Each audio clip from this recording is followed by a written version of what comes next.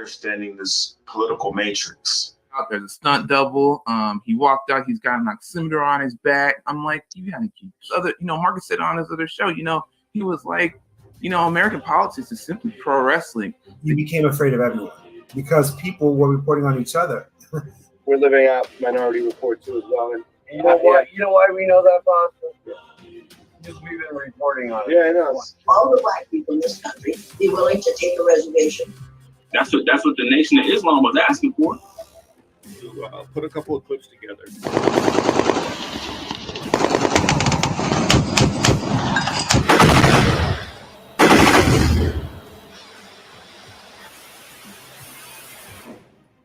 It's crazy to see how much Martin Luther King really began to look like, damn, man, Malcolm was fucking right. I mean, what is the elite's end game? There's this assumption that as a black commentator or black journalist that you're not informed. Relationships, that's a skill we have to learn.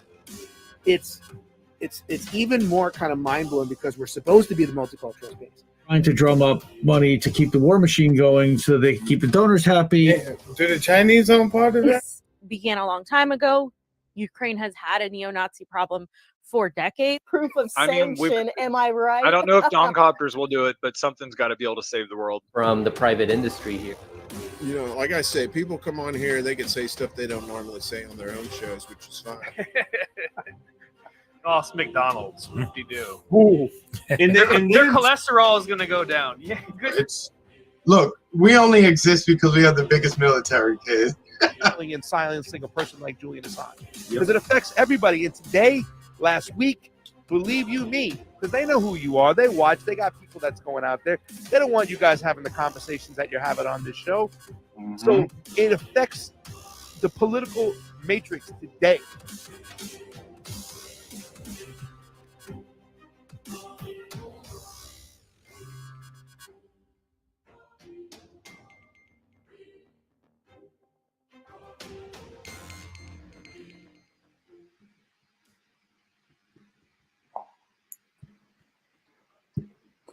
All right. Hello, everybody. If you guys have not noticed, we have a very special guest with us. First off, I want to introduce our special guest. We have Jimmy is in the building. How are we doing, Jimmy? I'm awesome. How are you? I'm doing great. How are we doing, Mr. Lawson? Oh, man, I'm good, man. Just chilling. It's been an interesting week, but, it's busy and they canceled my basketball game because somebody made a threat to the school. So, in an abundance of caution, they canceled the game. So that was kind of whack. Other than that, same old shit. Good stuff. Jimmy, it's good to have you. We were talking backstage, so I'm not going to pretend like, hey, great to meet you. What's good? Right. Alrighty, good. I see we got a couple of new people in the chat. I see our friend Yever is always here. Hey, Dingo, ate me, baby. I see Mary. Hey, Mary, good to see you as always. And Luis. What's up, Luis everybody? is here also. So, yeah, as you guys come into the chat, make sure to kind of say hello. Let us know you're here. Anything that you guys want us to wondering if we're going to talk about it or not, let us know. We might bring it up. We do a lot of things on the fly. Says Luis, I'm the new kid. Well, we're glad to have you here, new kid. And anybody who is on the Rockfin side, as you guys come in, let us know you're there. For anybody who's new, not familiar, we do like to try to be as interactive with the chat as possible and kind of go into, bring you guys into it. So this is a conversation. So it's not just a monologue of us just talking our heads off. We'd like to hear you guys' input. Excuse me. So the topics that we have, of course, you guys see our special guests. Jimmy, would you like to introduce yourself for those who aren't familiar with you? Yeah, sure. My name is Jimmy. I am the host of What over at KTRD Media.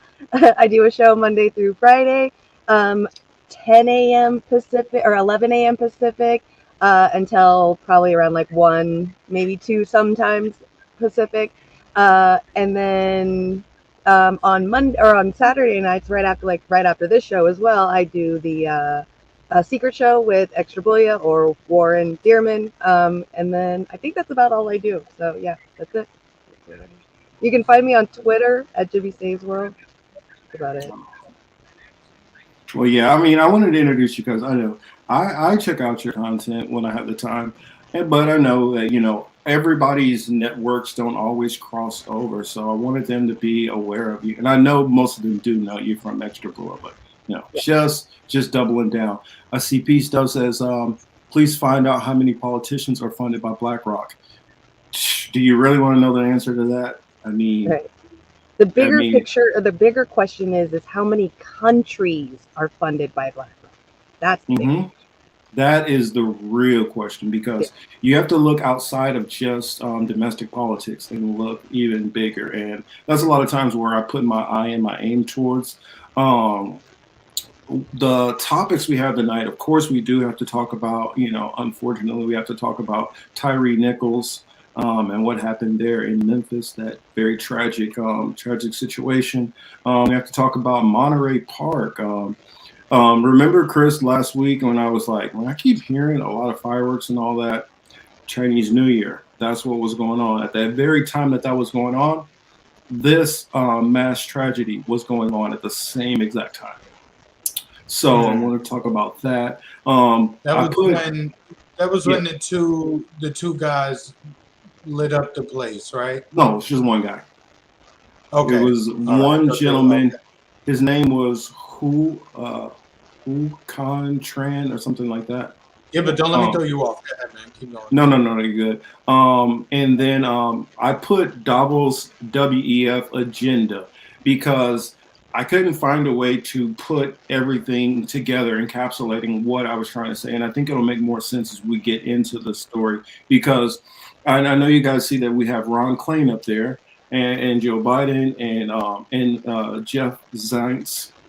That's connected with this story that we have to talk about. And I'm going to show a little clip from Kim Iverson. Kim Iverson had Whitney Webb on, and she was going into, I figure I'll show probably about a good 2 minutes or so of that.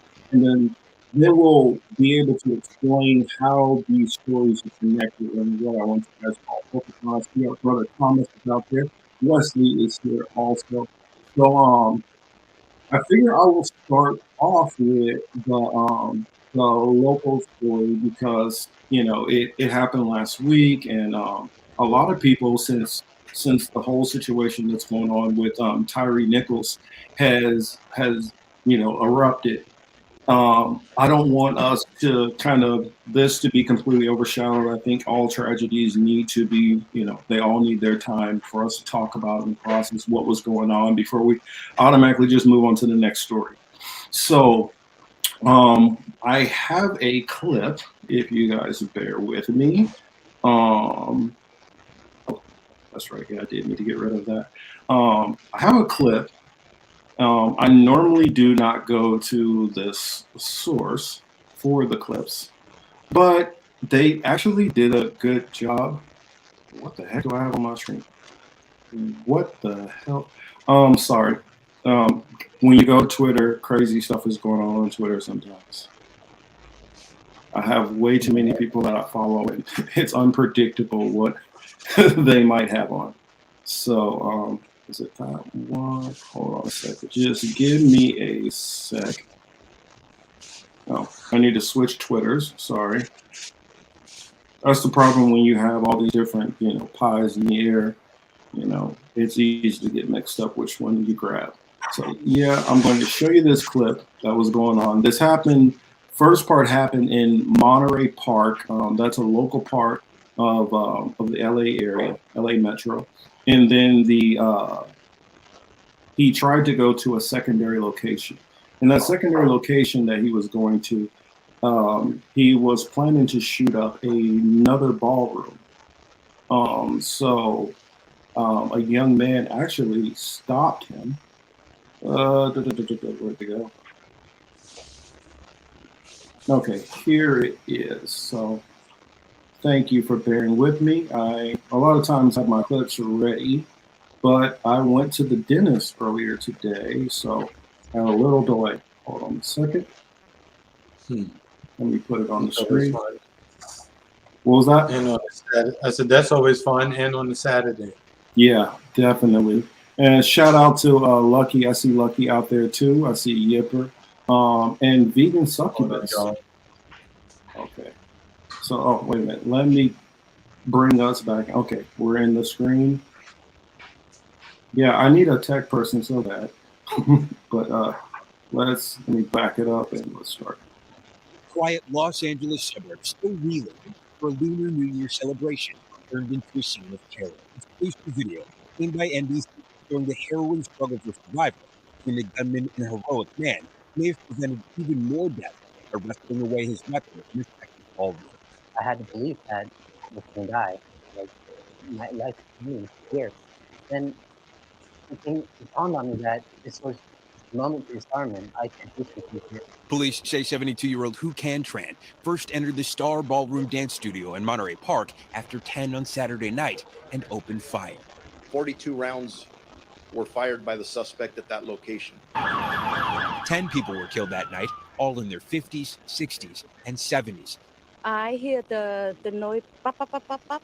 So I just run. Just 20 minutes after fleeing the first scene, police say the gunman arrived at a second ballroom in Alhambra, where 26-year-old Brandon Say was manning the front desk of the dance hall. Say managed to gain control of his weapon, and the attacker fled. Multiple law enforcement sources familiar with the investigation tell NBC News that while an exact motive remains elusive, the evidence so far points to a personal motive. About 80 miles east of Monterey Park, investigators searched Tran's home for more clues, finding hundreds of rounds of ammunition, a rifle, and materials for homemade firearm suppressors. Tran's ex-wife told CNN she met him at the Star Ballroom Dance Studio about 2 decades ago. She said he worked as a truck driver at the time and could be quick to anger. They divorced in 2006. Tran spent time volunteering at that studio and clashed with fellow instructors, according to Adam Hood, who once befriended him. Hood telling the New York Times he just didn't have friends there. Katia Vass, an instructor at the ballroom, says she's still in disbelief. Everybody united to be happy, to enjoy, to be family, and then someone just come out of the blue and just destroy the whole thing. A relative of 65-year-old victim May May Nan, writing that she spent many years going to the dance studio. It was what she loved to do. Her warm smile and kindness were contagious. Police say Tran has a limited criminal history, including an unlawful firearms possession charge back in 1990. We know they are heavily looking at his personal connections, but say they just aren't ready to announce a motive yet. Savannah, back to you. All right, so that's the story in a nutshell. They were able to get him later on, catch up to him, where they found that he had that he had killed himself. Self-inflicted gunshot wound. And they say that it was by that firearm that they were able to track him down. And so, Chris, I see a lot of perplexedness on your face. So I'm wondering what some of your thoughts. So let me understand. The guy who they were interviewing, right, the Filipino-looking dude, right? He fought off the gunman. Mm-hmm. And that video was him with the gun and homeboy trying to get it back from him, right? Right. Okay, I just wanted to make sure, just wanted to make sure I got it right. Okay. I mean, homeboy just walked away like that with my gun. All right. It's a little odd, but whatever. Weird shit happens. Clearly, he did something, obviously really fucked up. He took people's lives. So I'm not trying to make light of that. It's just that scene was odd. Yeah, and at that time, he didn't know that that the older gentleman had just came from, shooting up the previous scene. This was the second ballroom. So at this point in time, he's not thinking that, he's thinking that he just stopped this. Yeah. Got it. Okay. So then now that makes more sense now. Yeah. Okay. Yeah, your thoughts, Jimmy. I mean, I know you're a little further north, right? And I think it was San Bernardino. I'm in San Bernardino. Yeah, I'm right next to it. So Mm-hmm. no, I covered this week this thing on my show this week, and out of everything that I watched, like there's been rumors around all over LA County about what happened, saying that this is a crime of passion, that he went because his ex-wife was there with some lover. There's all these kinds of different things, that he had no friends, he was an angry person. My biggest problem with this whole thing is like, motive or not, this guy did something brutal. And the kid that took the gun from him and saved everybody's life in the second place, if you just look at his face, this kid is traumatized for the rest of his life. He's got these red puppy circles around his eyes. He just looks like, he's constantly been shaking, like he's not getting enough sleep. Like, we're commending him as a hero right now, and this kid needs some hardcore therapy and some hardcore help and a big fucking hug. Like, seriously bad. I think out of all of this, it just became even more of a tragedy on top of a tragedy, and then it made it even that much more that this poor kid who's people are hailing, he's just, he shouldn't have to be hailed as a hero. He shouldn't have had to have dealt with this in the first place. I feel so bad for that kid. Definitely. I mean, I heard the different rumors also. I also heard that he had, like, he was upset because of the different, I guess, a lot of the people who were supposed to be there were people who were like higher ups at the place where he worked. I believe they said that he was a, I can't remember what they're called right now, I'm blanking, but he was like a field worker, and I guess that they complained about the treatment. Apparently that there had been a shooting, I guess maybe a year or two ago, that that happened, with another employee from that same place, and it's, I don't know, it's really bizarre. And if anybody out there, just wanted to put this out there, anybody that's thinking stuff like that, please go and talk to somebody. You know what's funny? Depending on, because the comment they get from me, right? Media and their tragedy porn, right? To that extent, if you're on WhatsApp and you have people like in different countries, what people just post on their statuses, it's crazy. Murder, just everywhere, murder. So to the extent that, we could say the media, this stuff is really happening though. People are really dying. People are really getting shot a whole lot of times. Matter of fact, the media doesn't even really bring up most of it. They wait for like any kind of angle to sensationalize it. Yeah. But you see, I mean, I hate to be the one, but we look at sometimes in Chicago years ago, or even now currently, unfortunately. You just look, you just scan, it's like, yo, 7 shots, 6 shot, 5 shot. Hit down here, South Florida. You know what I'm saying? Certain neighborhood. You see all kind of happen, people getting shot, stabbed. It's crazy. People's willingness to take lives these days, maybe it's how should we say?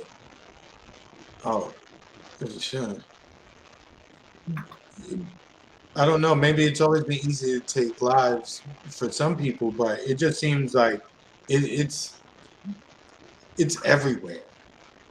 You know? Well, we've got a whole entire country that's full of people who have nothing left to lose anymore. You get a lot of people and you take everything from them. What, they need help. They need, financial, mental, physical, whatever it is. People just need help and they're not getting it. And the same thing with like, the stealing thing. Like, people steal because they're lacking thereof. I'm pretty sure people are out there murdering just because they're probably past that point. It's the built up anger after a while, and then you got nothing left to lose, and that's it. Yeah, I would definitely agree with that. I mean, I think that it's not necessarily even so much that the media is even looking for it, because it's so easy. It's they're picking which story they decide to promote. There's so much of it. And I think what's going on is we're just having a time where worldwide that the violence level is increasing in the world in general. Now, of course, you guys all know I have my beliefs to why. And I mean, the Bible literally even says, the love of many will wax old towards the end days. And so people are just having less patience. And I feel like the systems which we live in that create a dog eat dog world, you know, have a lot of either you're a winner or you're a loser. And I'm not saying you're an actual loser, I'm saying, but you lose in society. And so you're put into a lot of times uncomfortable positions. And some people struggle through those and try to do it in the best honorable way they can. Some people break, some people resort to crime. I mean, it is what it is, but it's the society which is causing all of these things. It's, you know, perfect example. Thomas says here, America is the mass shooting capital of the world. Plenty of violent news for the media's tragedy porn. Exactly. So, you know, I just wanted to at least cover that so that we could talk about, you know, and give some kind of remembrance to those victims who are lost out there. And I hate, well, one thing that I hate to see also is when somebody tries to spin this for some kind of use. I don't know if you guys have heard or not, but directly after Biden started talking about anti-Asian hate bills. And I'm like, this was Asian on Asian crime. This is not some kind of somebody's just targeting the Asian community. This is something that, though it's somebody who targeted the people in his own community. That's it. So that's why there's no blank on blank crime. It's just fucking crime, right? Yeah. These are the people closest to him. Yeah, I mean, I just hate that we're seeing politicians. Yeah, the politicians that want to spin this into something, and whether it's politicians on the large scale. Didn't they already give them the coronavirus Asian hate bill or something to that extent? What is it? I don't know why they put that in there, but whatever. I've done well because if you want to hear the real reason why, there is a organization which is roughly out of the Bay Area, a group that's against anti-Asian hate, and they have been seeing numbers. Now, granted, this is something that's been going on predominantly in the Bay Area, but it's been looked at as a nationwide thing. I think they said it was somewhere around 12,000 Asian hate incidents that happened over the past 2 years, which that's up compared to what it normally would be. But majority of these incidents are happening in the Bay Area, and there's been some which has happened in the New York area. But virtually the rest of the country, it's nothing. It's not happening. It's just in these two hotbed areas. It's some of it, believe it or not, has been, you know, they were saying the connection had to do with sorry about that, sirens going by, but Trump was talking about the whole, you know, the China flu and saying stuff like that, and they were saying that was leading to some of this violence, which if we remember what was happened 9/11, anybody who even looked any kind of Middle Eastern, they start getting attacked as being associated with said violence that happened. And this is kind of just sadly what America does. Yep. Oh, I'm sorry. Anything you guys want to add on to that? Yeah, no, I completely agree. It's ingrained in our history. Yeah. So I mean, it's, you know, again, it's just it's unnecessary. It's unnecessary. Whatever he was going through, he could have did a lot of things. He didn't have to do that, right? So yeah, you know, he affected a whole bunch of people's lives to that extent, and you hate to see that because it's just like, I hope you had like beef with these people, like legitimate. Like, tell me that, you know, they hurt your family and it's some ultra revenge type. You know, you can understand certain things, but just to, you know, make any sense. You know, speaking of things that don't make sense, is that, you know, this video dropped last night. You know, they did it like I was gonna. You know, they treated this shit real quick. Let me get into it. You know, I'm not gonna go ahead and I'm not gonna go on too much. But you know, they treated this like a fucking movie. Remember back in the day when movies would come out, like not on streaming services, when You had to go make sure to get a ticket, right? If it was a popular movie. I know I'm not dating myself. I know some of y'all out there remember this. Don't have me out here by myself, right? Oh, we know what you're talking about. But anyway, they hyped it up. Oh, video dropping soon. Video dropping soon. Get your popcorn. 7 o'clock Friday. You know, we preparing for riots. And just a whole, build up for it. How many people got views and clicks? And I'm just not even talking about people on like Twitter. I'm just talking about like even just across the networks where millions and millions of dollars is being spent on this kind of stuff, right? To keep pumping it over. But anyway, with that being said, though, going to the actual video, which I don't think we need to play here. If y'all want to see it, you can go find it, I debated on if we should show it or not, and I'm like, no. I mean, we don't need to necessarily go into it that deep. I mean, if I did talking have like, about it is talking well, you about gotta let them know what. I mean, to see it, like for those who don't know what Chris is talking about, he's talking about the Tyre Nichols situation, which happened with the Memphis PD. Jimmy, I assume you saw the video too, right? Yeah. Yeah. So, they had homeboy handcuffed, and they just go into town on this dude. And I'm just thinking, like, don't any of y'all have any women to go home to go like exercise some of those demons? Like, I don't get it. Like, homeboy's like $150 soaking wet. Yeah. You guys are like in shape. You some like linebacker looking dudes, right? And you wailing on the kicker. You do know that they're part of a unit, right? Yeah, the Scorpion unit. Mm-hmm. The Scorpion unit? What's that? That's what they're called.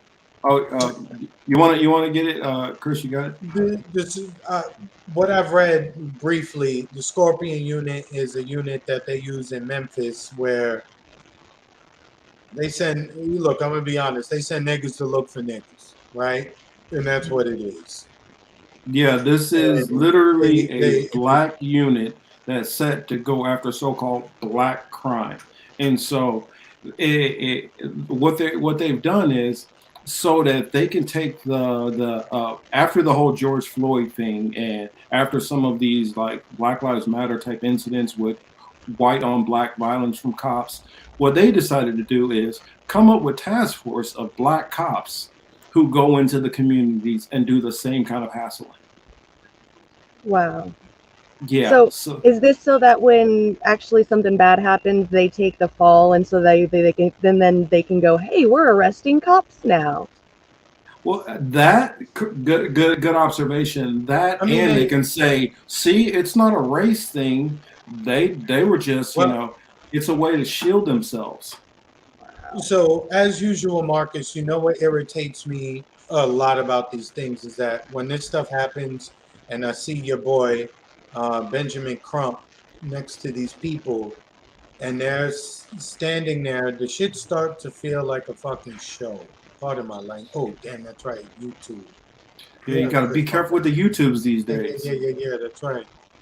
Anyway, damn, I almost lost my thought because I was cursing. Damn. Oh, fuck, the train got derailed. Anyway, go ahead, Jimmy or Marcus. Well, what I look, it kind of reminds me of, Steven from Django. They go and get the black enforcer and have him going with the slaves instead, and that's kind of more what it is. And I mean, it's that mentality, and it blows my mind that it doesn't really matter at this point what color, because I see it out here in LA a lot, and Jimmy knows what I'm talking about. A lot of the officers would be from the so-called Latino or Hispanic community, and a lot of them are brutalizing black and brown people just the same. They have no problem beating down on, they can be Mexican descendant and have no problem treating them the same as a white officer from the 50s would treat them. I mean, and that's kind of the once you get on the so-called Team Blue, you feel like these are your brothers and F everybody else. If their excuse for that is because they go home to their wives and they say, you wouldn't understand the things that I've seen. I couldn't even explain this to you. And so you grow a bond with these guys because of the things that you've seen. So you automatically think everybody is bad because you went to a few houses where the dad was abusing their child and that was legitly happening, or there's a dead kid or something in the bedroom and the mom's sitting there like, I don't even care, smoking a cigarette, So they see these legit horrible things, and so they just automatically stereotype everybody into bad. They think that us normal people who don't see that are normies, and they otherize us, and they grow a bond with their own people, and that's how it happens. Yep, they grow this us versus them mentality. I mean, it's the same thing which you see with people in the military. You will see people of all different complexions in the military that will have the most racist views towards people in the Middle East because of the propaganda that's being put into their head. I mean, it's also put into their head that they need to, I need to focus on not even an inch of anything can happen to me or anybody around me. I can't even get a bruise. If I think I'm going to get bruised the wrong way or scratched or cut, I need to almost like kill this person. And it's this level of rage and lack of control. I mean, another thing which for instance, in the military, you don't go in all yelling at the same time. One person is giving commands, because how can you understand what's going on when you got 5 people all yelling at you, saying different things at the same time? One person's telling me, give me your arm. The other one's saying, turn over. And another one is saying, move your leg. And they're all pushing you and expecting you to do it all instantaneously. All the officers are working against each other because of how piss poor their training is. And where do they get a lot of this training from, Chris? I don't know. You don't know? Well, no, anybody I don't know at all. I've never heard about it. I've never heard about a training program with the country in the Middle East that has, offices there. I don't know. I don't know anything about anything. Yeah, we don't know anything about this place there. I mean, yeah, I've never heard of that, Baba. You'll have to educate me on it, but I've never heard of it. I mean, this is where this idiotic training programs, idiotic, fearful training comes from.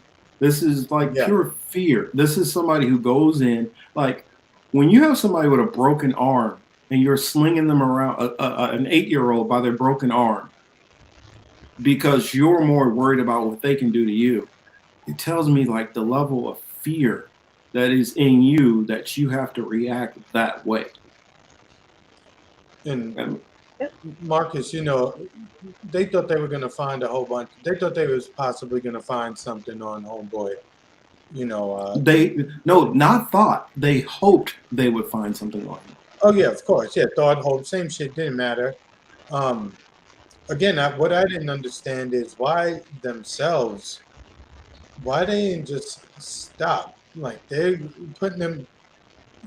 It just didn't make any sense. They were both. Two of them are holding his arms, and he's handcuffed. If anybody's ever been handcuffed, you know what that still feel like. You can't move. That shit hurts already. They put that shit on tight as hell. And you have 2 people pulling at your arms in opposing directions, and you have people wailing on you. And you trying to move and all this other stuff. I mean, I don't know. I have to use the word, and whoever's offended, no, I don't even want to. I have to watch myself. I don't want to get the episode taken down. Anyway, but it's just it's just crazy that they didn't even catch themselves. Like, all right, you wanted to punch a dude in the face once or twice. All right, get your little 2-piece and a biscuit off and be done with it, right? No, I mean, the thing is, you already have the handcuff. You don't need to punch anybody, period. I mean, you don't, but I'm just saying, if you're in that situation and you have that much aggression off, on you and you got somebody, you think you're going to get away with it. In fact, you know you're going to get away with it, and you got the badge. Look, they're going to rough you up one way or the other. But all I'm saying is they went way too far, because they're going to rough you up if they feel like it. They went way too far right from the get-go. That guy, when he ran away, he was running away for his life. He probably, by the time they had re-grabbed him and started beating on him again, where the CC cam, he gave up. There was no life left in that guy anymore. He ran for his life that first time he ran. He was scared for his fucking life. And I hear people all the time, they say, you know, if you just don't resist. So what the goal should be that you should always get, because I worked, because like we were talking about before it came on, I worked in corrections. I also in the military, I worked security forces. And so we would go out and sometimes have to respond to domestic disturbance, all kinds of things like that. The mentality shouldn't be, I'm going to punish you before I take you into the precinct. And they have this mentality of, you smarted off to me, you did this to me, so I'm going to make you pay for it first. I mean, there's plenty of times, and people say, well, they shouldn't resist. I watch plenty of times people who don't resist, and they still come in, teeth knocked out, all bruised up, bloodied. That is not the way you take somebody into custody. It doesn't need to be that way. For one, I say don't even, for one, the whole laying flat on the ground, you don't need to do that. You can tell them to get on their knees and put their hands behind their head and easily cuff them, stand them up and walk them there. There's no reason why you need to lay them on the ground and put your body weight on top of them. That makes no sense. There's another thing. If you already have them on the ground, there's no reason why they need to like walk backwards to you on their knees. Stuff like that. Some of these things are just idiotic the way they're done in the first place. Or if you already got them on their knees with their hands on their head, approach them. You already have one officer who has a gun on them. I mean, come on, or taser or whatever. Why are you, this is not Bruce Lee you're facing. These are just average people. You do not have to treat them like you're going against some kind of deadly assassin. And I don't get why cops have so much fear. It's not like there's this epidemic of cops being killed by random people. It's not like that's what's happening. If we were hearing about, like, you know, Kimbo Slices out there getting arrested and he knocked out like 10 officers and put 2 of them in the hospital, I can understand this mentality, but this is not what's happening. You know, Marcus, it's for some of these guys, it's fear is less the driving thing than it is like bloodlust, so to speak. You know, they mask it as fear after the fact. And, you know, sure, it may present itself as fear in a moment. But when you know the training and you talk to some of these people in real life, not just online, when you talk to some of these people, you can see that they are off. Something is not right. Chris, I put it this way. Coming from the hood, let's just be honest. Anytime you're calling somebody derogatory terms like you little B, you little P, you MFer, are you scared of that person? No, you're not scared of that person. You're aggravated, you're angered by that person. There's no fear in you. So if you're cursing somebody out like that, you're not scared of them. You're angry. That's what it is. There's a difference between being scared and being angry. They're not the same thing. And this is the excuse. And like they were probably mad that, you know, they were upset that they had to run.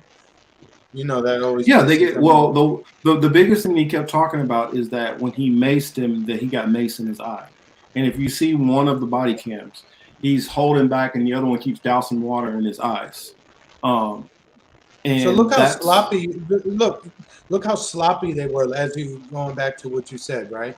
You know, you injured yourselves, you dummies.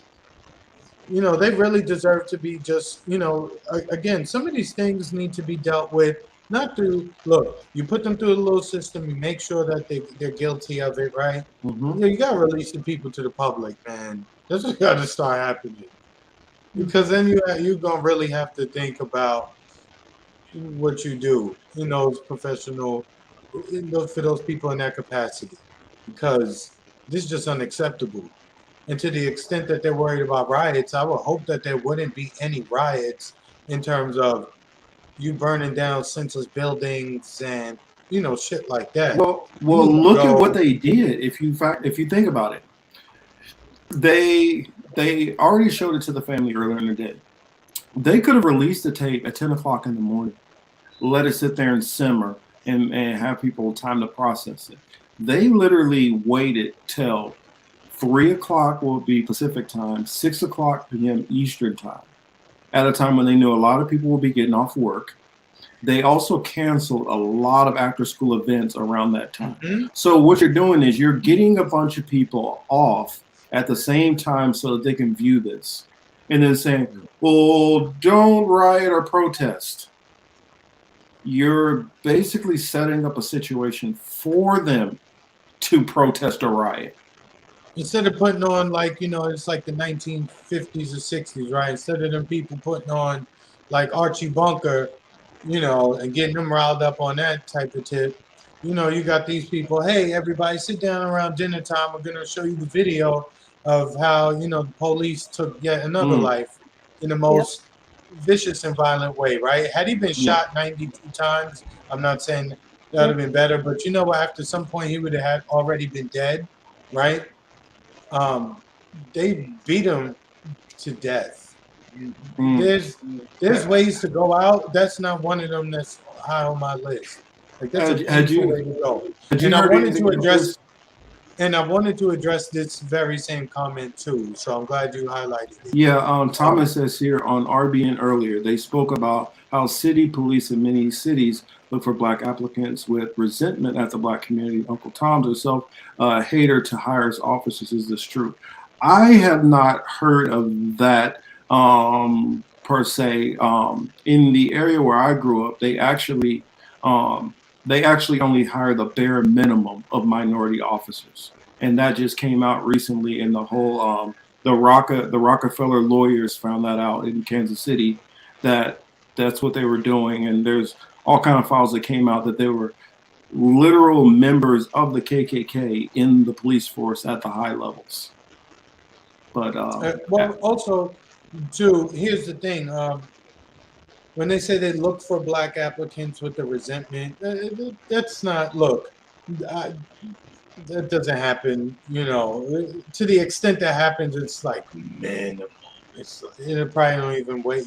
You put it on the scale, it's probably not even point, Yeah, I don't even know how you could ask and qualify that statement. Hey, do you hate people in your own community? I think that's something that's just being thrown out there and said, kind of sensational. But what it is, these guys buy directly into the system. It's just the military on the local levels, so to speak, if you will, right? And I'd say a certain faction of the military, because the whole military isn't that brainwashed to that level. I mean, I always say all the time is the military is very compartmentalized. You got these people over here doing this, and they don't know what these people over here are doing. And so I saw certain things that when I argue with certain Marines that I know, they can't fathom it because they didn't see that. They saw ISIS fighters firing back and forth. That's what they know. That's their purview. They don't know about what I saw with executives coming into the country during wartime, divvying up plots of land, saying we're going to take poppy seeds from there, we're going to take rare earth minerals from there. They didn't see any of that stuff. So they don't get my perspective on it, the waste, fraud, and abuse, how it's manipulated for corporate means and all that. They believe in we're being patriotic and saving these people from these oppressors. And it's the same way with these people. It's a propaganda that's pushed on them. To the extent, though, to the black people on the forces, but it's like I said, it's like the military. They have that mindset. They get the badge. They all down for the cause, and then it starts like a generational thing, right? Like, oh, my dad was a cop. My grandfather's a cop. My uncle's a cop. My uncle's a CO. It is one of the things is it's a guaranteed job for the most part, as long as you pass their requirements, right? Whether it be physical and whatever tests you have to take. you can get in there. It's a guaranteed salary. You get benefits. Mm-hmm. You know, you I get mean, time off. you're You know, well compensated. you have protection, et cetera, et cetera. You may not make a whole lot of money salary wise, like initially, but we all know they can do overtime. There's special assignments. They get special pay. You know, they can do things to increase their income, right? They can do other Well, and things on the depending on the side area, outside some work. areas make more. Some areas make more. What was this Yeah. like maybe 10 years ago? I was looking at being a Miami transit cop, and they were starting off at that time at around 55,000. Yeah, right now that won't get you like a bag of groceries. Oh, but you got to remember, probably now they probably make over 60-something,000. Yeah, but the rent is like $62,000 a month in Miami right now. So, I'm exaggerating clearly, but It's not that bad. It's not. It's better than here, right, Jimmy? Yeah. It's Yeah. bad out here. Yeah, It's bad out here. It's bad. Yeah. really bad. And then even north of you guys is even worse. But rest in Yeah. peace to that man. And on that note, Marcus, I still gotta go back and say it again. I'm sorry, Jimmy, but I gotta say it. Yo, seeing Benjamin Crump next to these people is annoying as hell. Like, don't y'all know anybody else? Like, there's something to it. Like, this how this dude. Yo, son, it's almost like, we gotta check for him. Is he really Professor Xavier? Because he always seemed to be right there, just like the rest of them. Well, let's honest. Think about it. Think about our community. Let's just be honest for a moment. Our community doesn't take the time to do any research, and I'm sorry anybody takes this the wrong way, especially in the Black community. But they're not going to take the time. They're going to go to whoever is the big name Black guy who you've seen get some success. They're not going to take the chance on this other random lawyer. They know, well, we saw Ben Crump over here, and he did that case, so let's go get him. And you already know 50. You already know 50 lawyers are going to show up, and they're going to just pick the biggest name. But when you see Ben Crump, the thing is, there's only one thing to think. He's there for a civil matter. He's not there for anything related to the criminal case, right? So his function, right, is to go there, sue certain shit, tell people, hey, they're gonna get money. Have the family, stand on TV and say the same aggravating things that they say. Oh, please, we don't want anything. Da, da, da, da. Yo, quite honestly, y'all kill my son. I don't care what y'all do to the city. I don't. You know what I mean? Mm-hmm. God forbid that would happen. I might be a problem. They may not want to put me on TV. Matter of fact, I won't stand still long enough for me to be on TV. Right? So. But seeing Benjamin Crump and all that, it's very frustrating to continuously see the same fucking cycle. Like the one black woman. Somebody's saying something about the name of the street. What is that about? Do you know?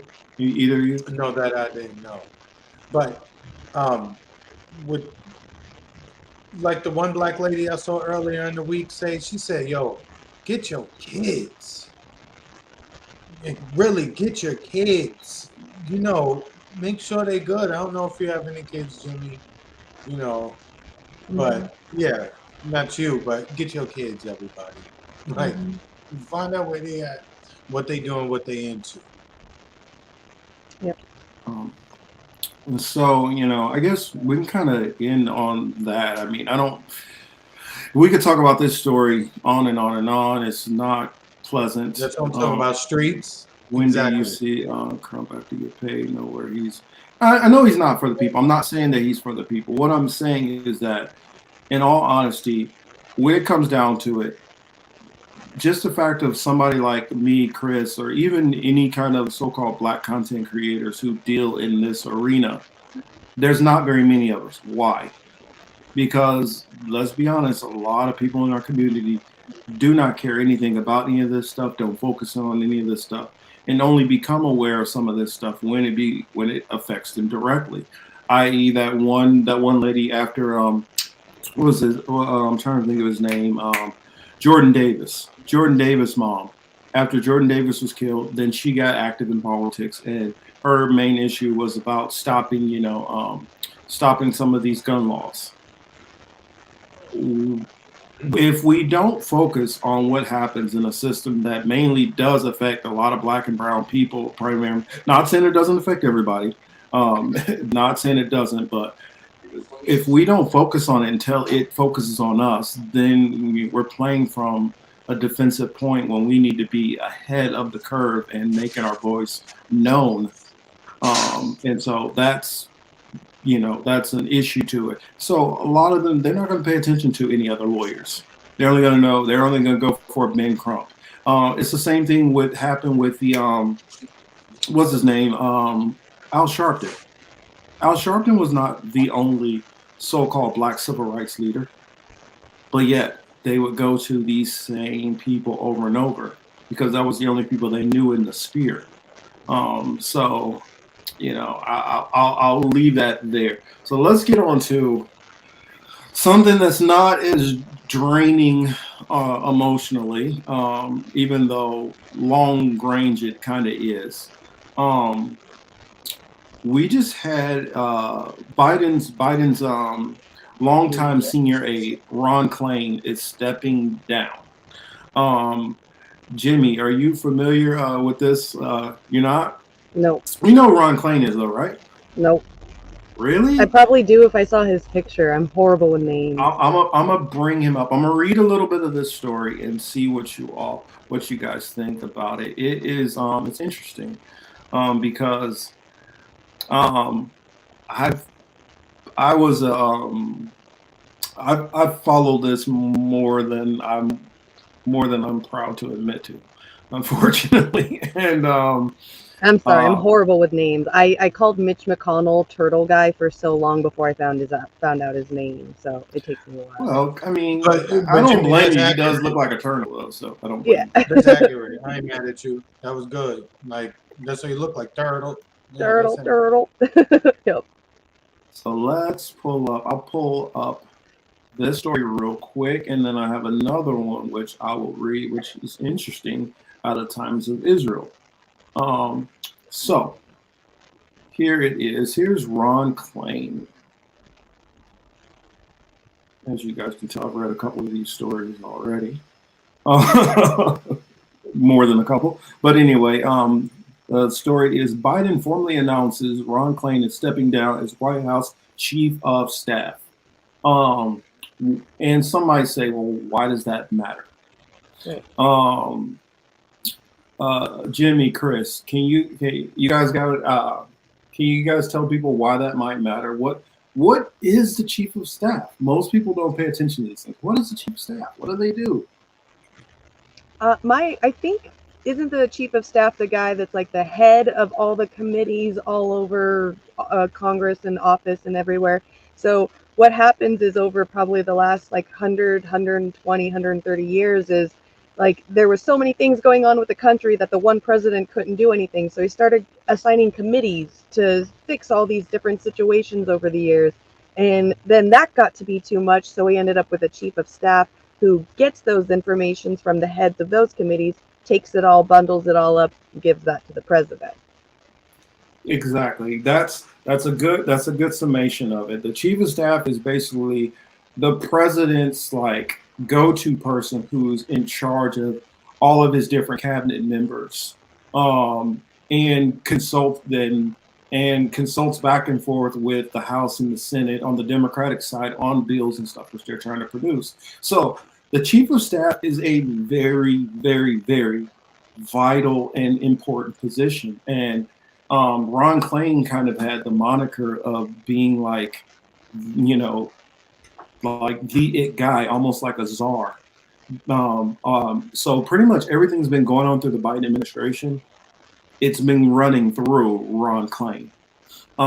For those not familiar with Ron Klain, just in general, Ron Klain has been with Biden going all the way back to when he was a senator. He has been with Biden for well over 20 years. I would say, I think he started with him roughly about 30 years ago, when he was a young lawyer. Ron Klain, and so He's been the person who's been running his Senate staffs. He's been the person who was running his staff as vice president. And now as president, he's been running his staff.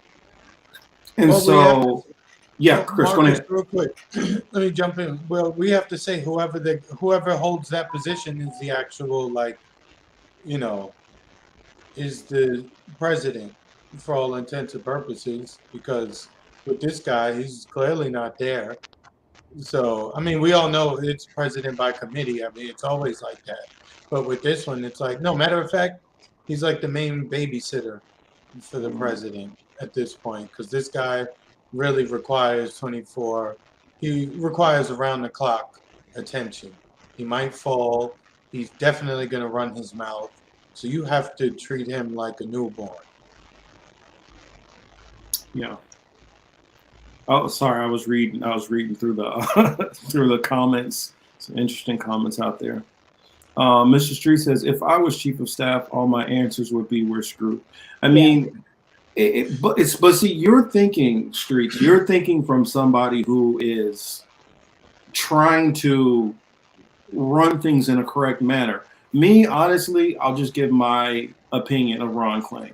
I believe he's a very nefarious character who has been lauded up to not be as negative. When we talk about these crime bills and all this stuff like that, and him supporting going into Afghanistan and all that, this has been the main advisor that has been in his ear the whole time. So most of the negative crap that we can think of that Biden has done, Ron Klain has been right there next to him the whole time. And now that he's stepping down, people are like, well, that's a sign that Biden might be not running again in 2024. Okay. I would say maybe, but maybe not. The person who is replacing him is Jeff Zients. And people might say, Marcus, who the hell is Jeff Zients? Well, Jeff Zients is the person who is running Biden's COVID plan.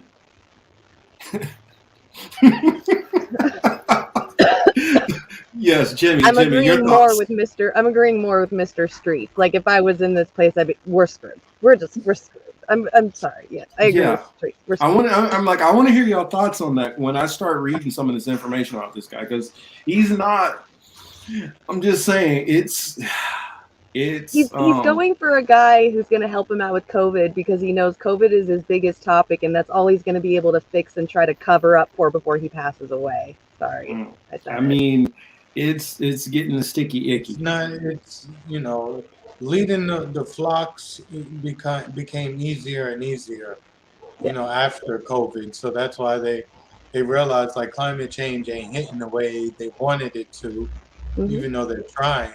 So that didn't hit hard. So then they're like, hey, it's an oldie but goodie. We got COVID still, and now you're seeing places talking about mask requirements. Ain't that out there by y'all? Didn't I see something about y'all? They talking about they bring a mask back.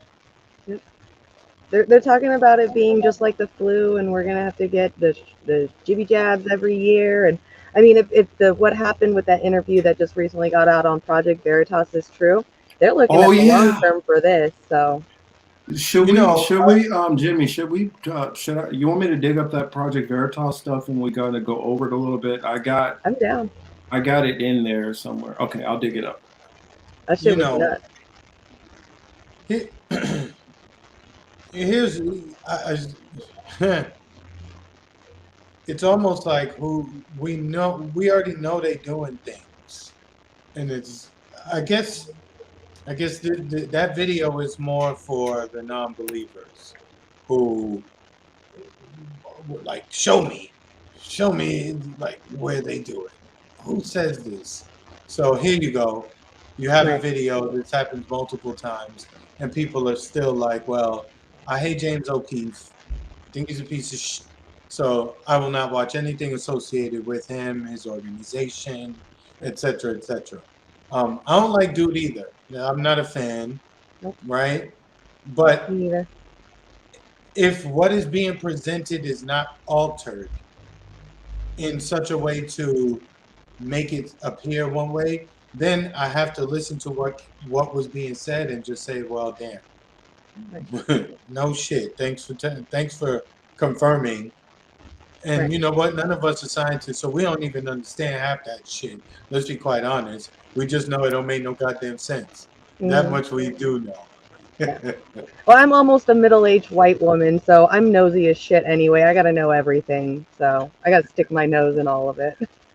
Mm-hmm. Ah, interesting. YouTube just removed Project Veritas Pfizer video. Of course they did. Hmm. Of course they did. You can't talk about any of that stuff.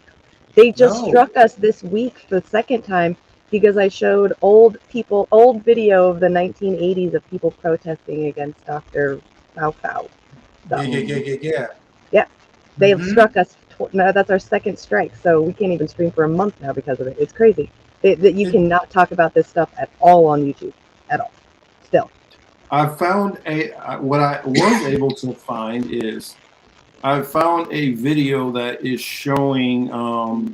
I guess somebody from Project Veritas came up to him after the fact. I'm not really a fan of this guy, but I'll play it anyway. This Mark guy. It's in a couple of minutes. But I guess I hate that guy too. I know. Yeah, I don't like this guy, so I'm putting the disclaimer out there. I check him out every now and again, but yeah, I'm just not so butthurt by. I'm just not butthurt by what people's opinions are. You know what I'm saying? I don't have to like it, but I'm not butthurt about it to the point where I'm like, oh no, I can't listen to anything. Mark Dice. I don't even know who this is either. He's a very, very right-wing character. He's been around, and he's from I think he InfoWars days, long time ago. Yes. He used to be plugged in with. Got it. Okay. And my thing is, I don't have a problem if you're just being right-wing, but when you're framing things in an unfair manner to, manipulate a point of view, I mean, can you get information wrong? Yeah. But when you know that you're intentionally manipulating stuff to make it look a certain way, and then you're ignoring other stuff that calls out your side. Huh? Our video tonight, this one, like I'm taking bets. This one's going to be pulled. We'll see. This video is meant words that's on the screen right there. Pretty sure. Well, the good thing that but he's blocking part of it. They're going to say, "Yo, you said you're he's thinking blocking. about He's blocking part. We didn't think about doing nothing. He's blocking part of it, so hopefully that will give us a little bit of. And it's been up for a day, so we'll see. All it is this is the after effects of the video. This is not that original one. Project Veritas investigation into a serious subject would have turned out to be also hilarious, looking like a slapstick comedy sketch. But we are living in an insane society, as you know. But before we get into that footage, it all started when they got one of the directors of research at Pfizer, the big pharma company, on video admitting that the company appears to be doing gain-of-function research, which, as you know very well, may have led to the coronavirus leaking or being released on purpose out of the Wuhan lab, causing the entire pandemic. You may recall that for over a year, it was against the terms of service to post on social media platforms that the coronavirus may have been man-made and may have leaked from the Wuhan lab. And now for the fun part. Yesterday, Project Veritas posted a follow-up report showing James O'Keefe confronting the person, as they usually do, later with the footage of them saying the things that the director at Pfizer said he wasn't supposed to be talking about. Hey there. Is this seat taken? You work for Pfizer. My question for you is, why does Pfizer want to hide from the public the fact that they're mutating the COVID viruses? Is this real life? I'm literally a liar. I was trying to impress a person on a date by lying. This is absurd. Please don't touch me. Well, this is not. By the way, don't tell anybody. Someone who's just working in a company to literally help the public. So he's saying that they're not doing the kind of research that he said that they were doing. Yeah, I can stop it there. He's saying that he was intentionally lying, and this was like a hoax. Yes, he did pull a Chris Hansen on him. So he was stretching the truth to get some peanuts? Like, this is crazy. Yes, that's what he's going with, and I saw from trying to remember what was it, Kim Iverson. Kim Iverson, she went through and she showed receipts on who this guy is, who he works for, all that stuff. So we do know that he is who they're saying he is. Okay, good. So I try to Google it too. I could not find this guy anywhere. It's been scrubbed. Figures. Okay. I tried to do my due diligence and couldn't find it. That's why I've been questioning it. Which video? You mean just the video itself, Jimmy? Well, just any research on it, right? Yeah, trying to find the guy. Yeah, this Tristan. Yeah, couldn't find anything on him anywhere. That he's the director of this company. Nothing. Yeah, Jimmy's video is still out, but Jimmy's video, and I'll recommend you guys go check out Jimmy Dore. He has the video on there.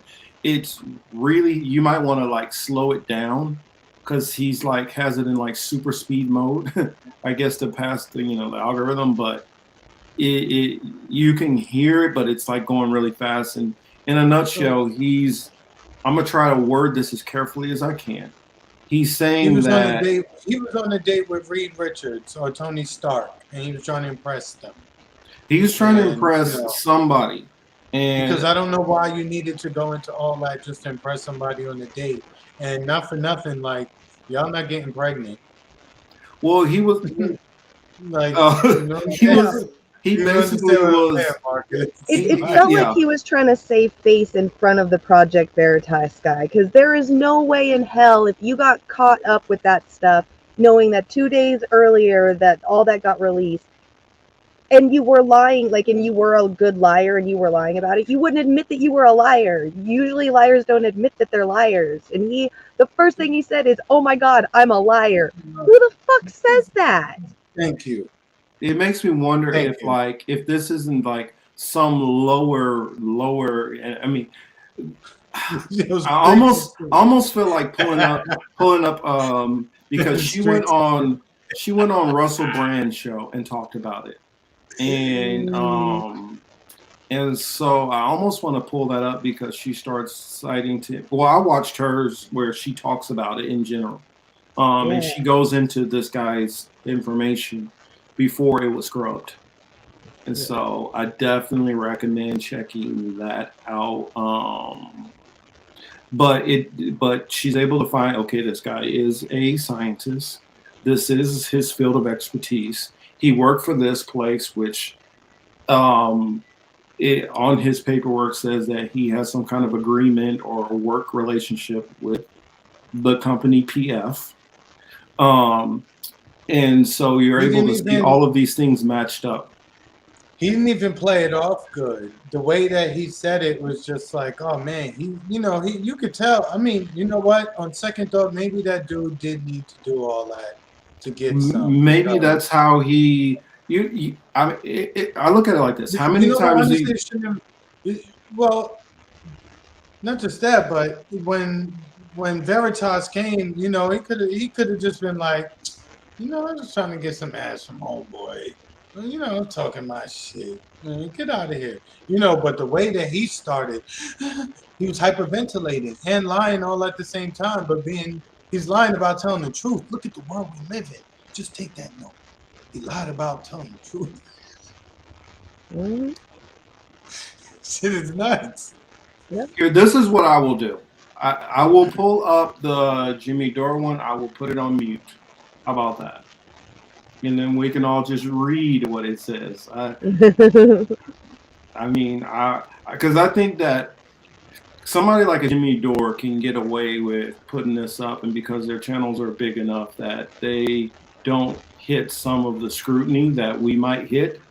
But I know that when you're smaller like us, you can't necessarily get away with some of this stuff. So I'm going ahead and put this on. You'll just have to read along, people. Hold on. Let's see when it gets started. Wait, what is this? This is Jimmy Dore.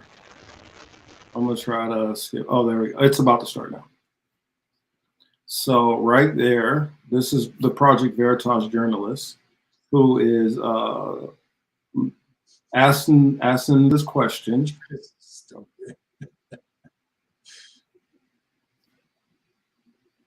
And his response, well, that is not what we said to the public. No. Don't tell anyone this, by the way. You have to promise you won't tell anyone. We're exploring, like, you know, how to keep the. You guys see that, right? You guys see that. We're exploring, like, you know, how the virus keeps mutating. Or, you know, how the virus keeps mutating. Yeah, okay. Oh, shit, I'm not supposed to say those words. Damn. Well, you can say that part. Just don't say this next part that's coming up. Okay. Because this next part, he starts. I'm always in trouble. We're on Rockfin anyway, so, you know, it's cool. You know. This was the interesting part, Dia. Don't read this part. Yeah. Preemptively. Yep. Develop new vagina, right? So we got to do that. Why? I don't know. If we're gonna do that, there's a risk of like making bad vagina. I don't know why they want to tamper with vagina. It's just fine.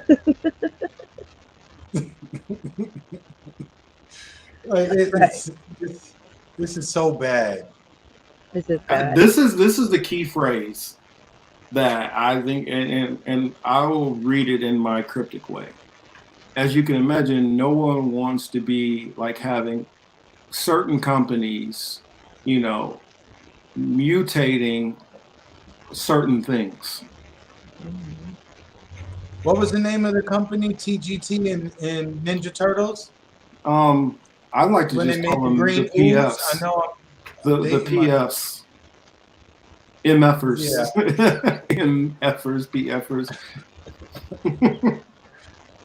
But that's, you know, and I guess I can put this into the chat for everyone.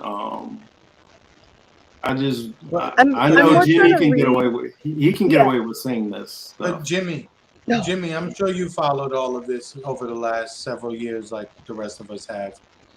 Is to the extent that this is true, to the extent that everything that the guy said on that video is true, are you surprised? No, absolutely not. Okay. Of course not. Yeah, they starts talking about that. Let me get back into it. Let's see. I'm more looking at his body language, because if he's admitting to that he was just embellishing his statements to get some booty, I want to see what his body language is saying when he's talking to this guy, seeing if it's real or not. All right, well, all right. I'll play some more and let you analyze. That's a good way to look at it. You know, it didn't even dawn on me until then. So yeah, now we're getting to check this dude game out, right? Right. Damn, we like the dating panel now. Well, because I can kind of see that he does look like he likes the guy. If you look, he's constantly smiling at him and always is holding eye contact. So there's some signs that he does like the guy, for sure. Yes.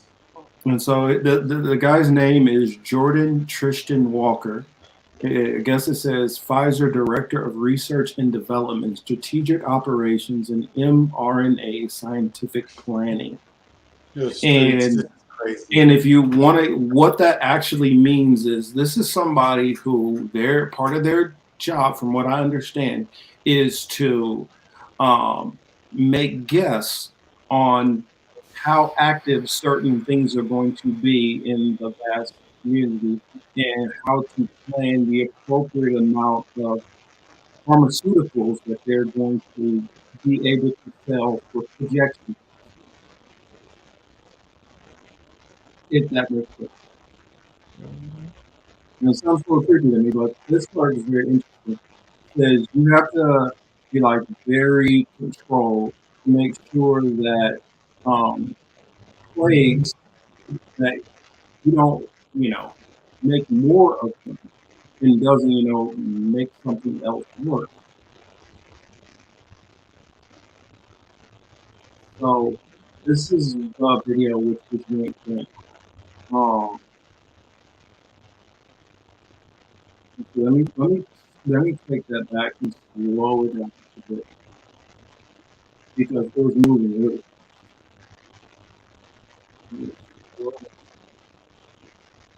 And we'll go with Steve.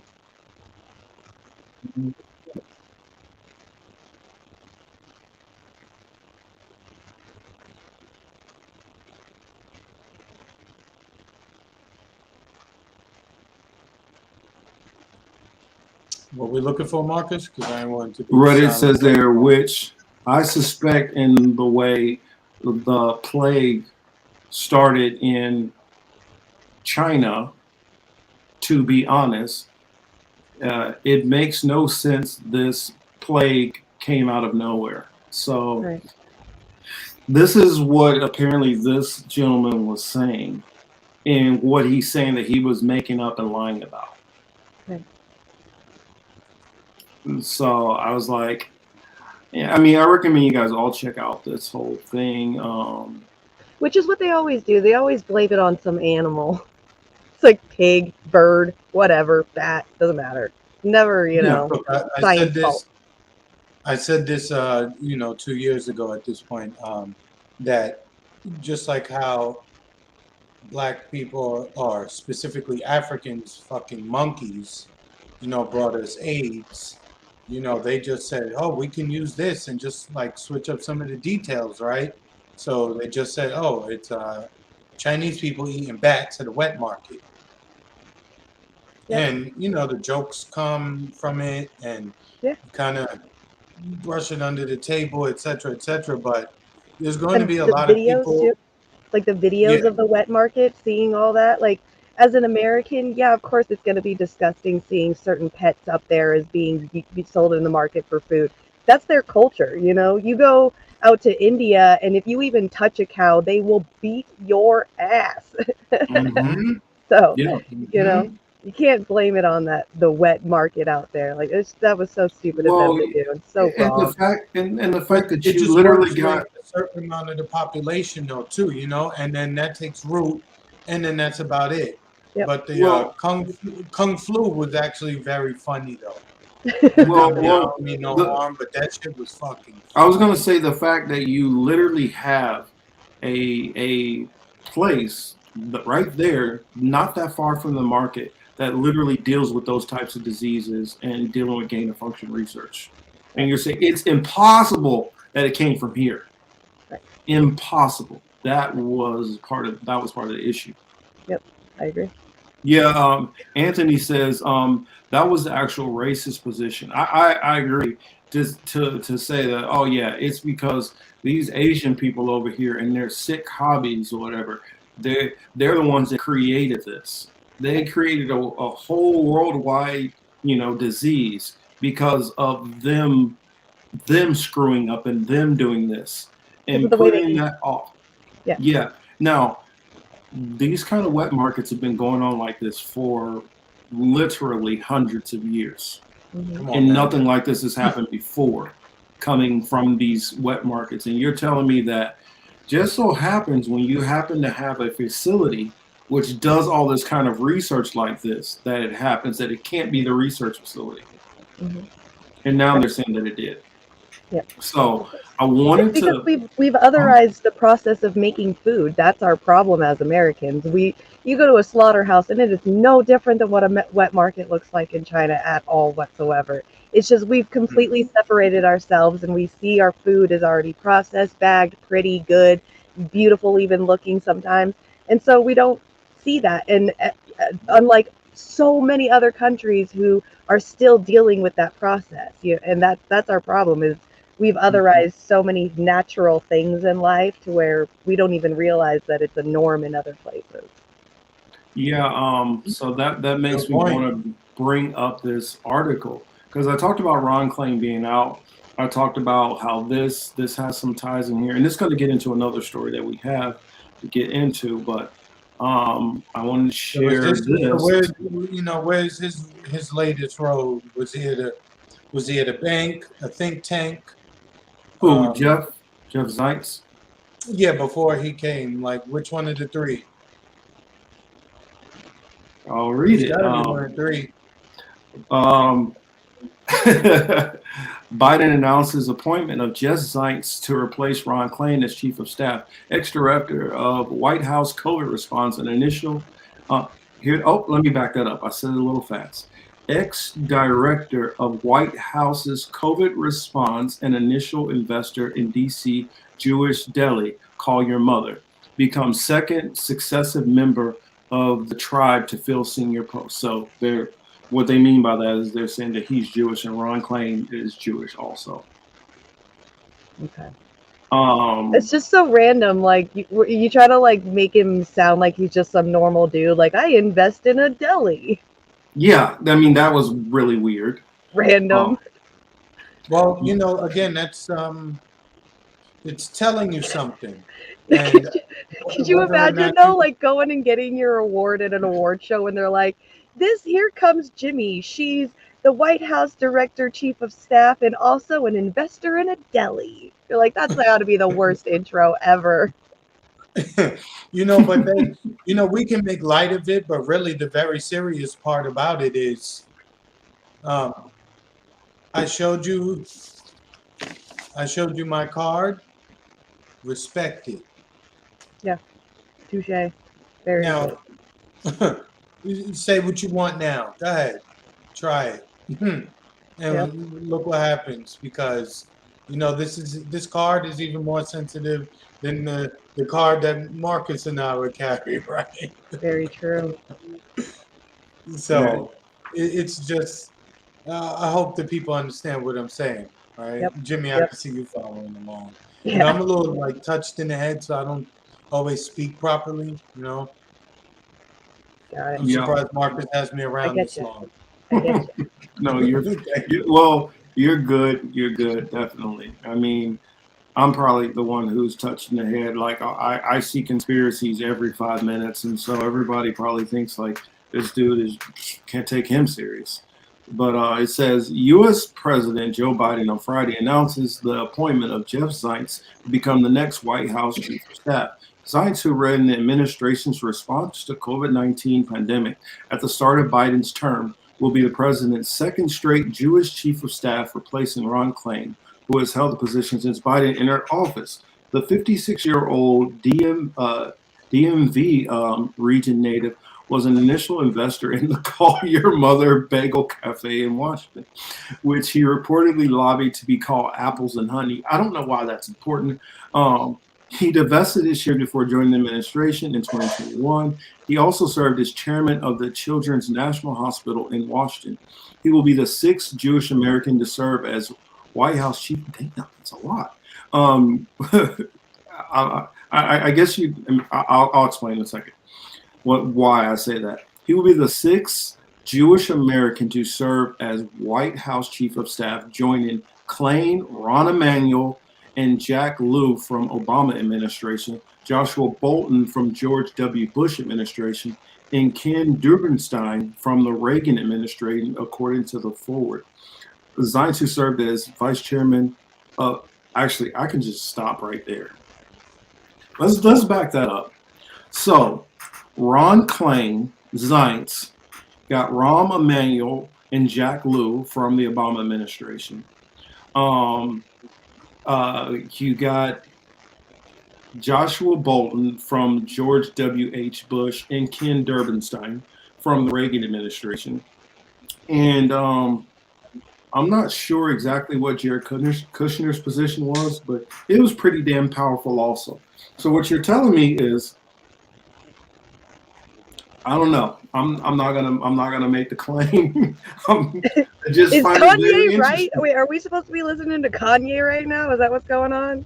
I mean, well, I had it on earlier. I mean, for people to say that Kanye is not, that he's just saying stuff, it looks pretty weird that you have people from that community, 6 of them in extremely high positions.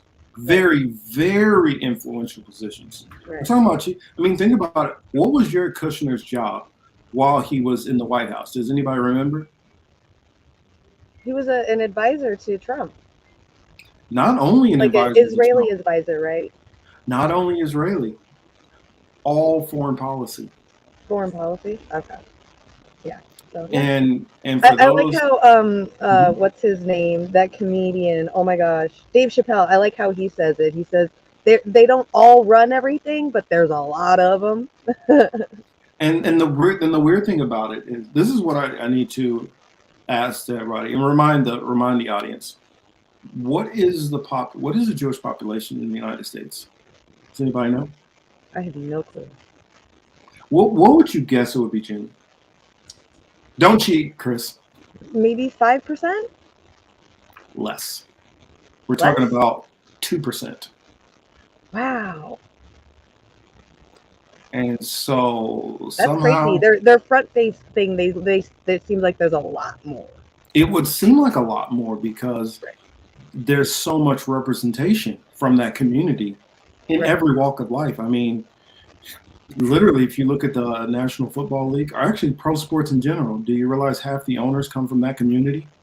No, I did not know that. Jeez. Half the owners go into the music industry. Half, I mean, well, not even half. I mean, especially in the hip hop part, majority of the CEOs, the A&Rs, the people who control distribution, all come from that community. Wow. The social media platforms. Yeah. You got Jared Kushner there. Think about the CEO of this illustrious platform we're on here, YouTube. I mean, and they only have 2% of the representation. 2% You know what of it is? representation, yeah. I hate to sound like, I don't think it sounds racist because I'm a white person, but it's because they're white. That's why they're getting like a lot of the like you have to protect them. It's because they're white. So yeah, of course, I think, right? Well, that's where the protection comes. Well, it gets deeper. It's because deeper than right, that. it's the whole like I feel bad for what happened to you. What happened in the Holocaust. We feel bad, but I mean, how many Holocausts did we have during the slavery times? And you guys aren't treated the same goddamn way. You don't get your cards, so Nope. how is that fair? Nope. I mean, I just and Chris, because he grew up in my area, he was more around that community. Me growing up in Kansas City, I dare say that I don't ever even know if I met a Jewish person face to face my whole growing up. I didn't even know a lot of my favorite actors were Jewish. Had no clue. To me, I could see no difference between American Jewish people than regular white people. I saw no difference. Even though I had a debate with a Zionist who tells me, well, when I see a Jewish person, I can tell immediately who's Jewish. And I'm like, well, good for you, because I can't tell. No. Unless somebody tells me, oh, I'm Jewish. Oh, okay, cool. But I don't know until you tell me. Like some people say, well, I can tell by this look or a name or I didn't know any of that stuff. No, I don't either. Like I didn't even know, like for instance, one of my favorites comic books and a lot of comic movies is what's his name? Stan Lee. I didn't know Stan Lee was Jewish until like almost after he died. Right. Yep. And I didn't look at any of these things until I don't know. We'll go into this topic another time. But I just thought that was interesting.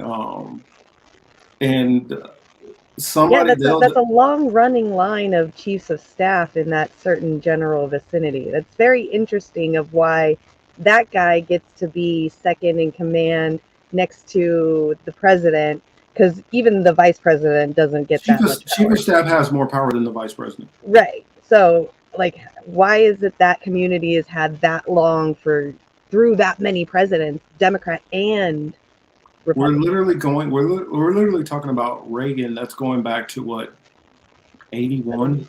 Yep. 79, 81, something like that. Yep. So we're talking about over 40 years. Yeah. Of being right there at the center of making a lot of decisions. Right. Yeah. I mean, I don't know. But you have to think too, a Christian-run government, right along with chief of staff being Jewish and Zionistic. You would think that that's kind of like their own self-fulfilling prophecy of Revelation. They're kind of forcing it to happen, maybe. And we talked a little bit about that.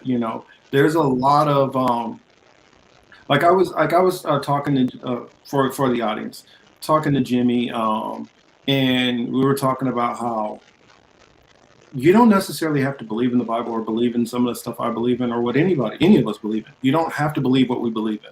But what you do need to do is you need to try to figure out what these people that you see in power positions believe.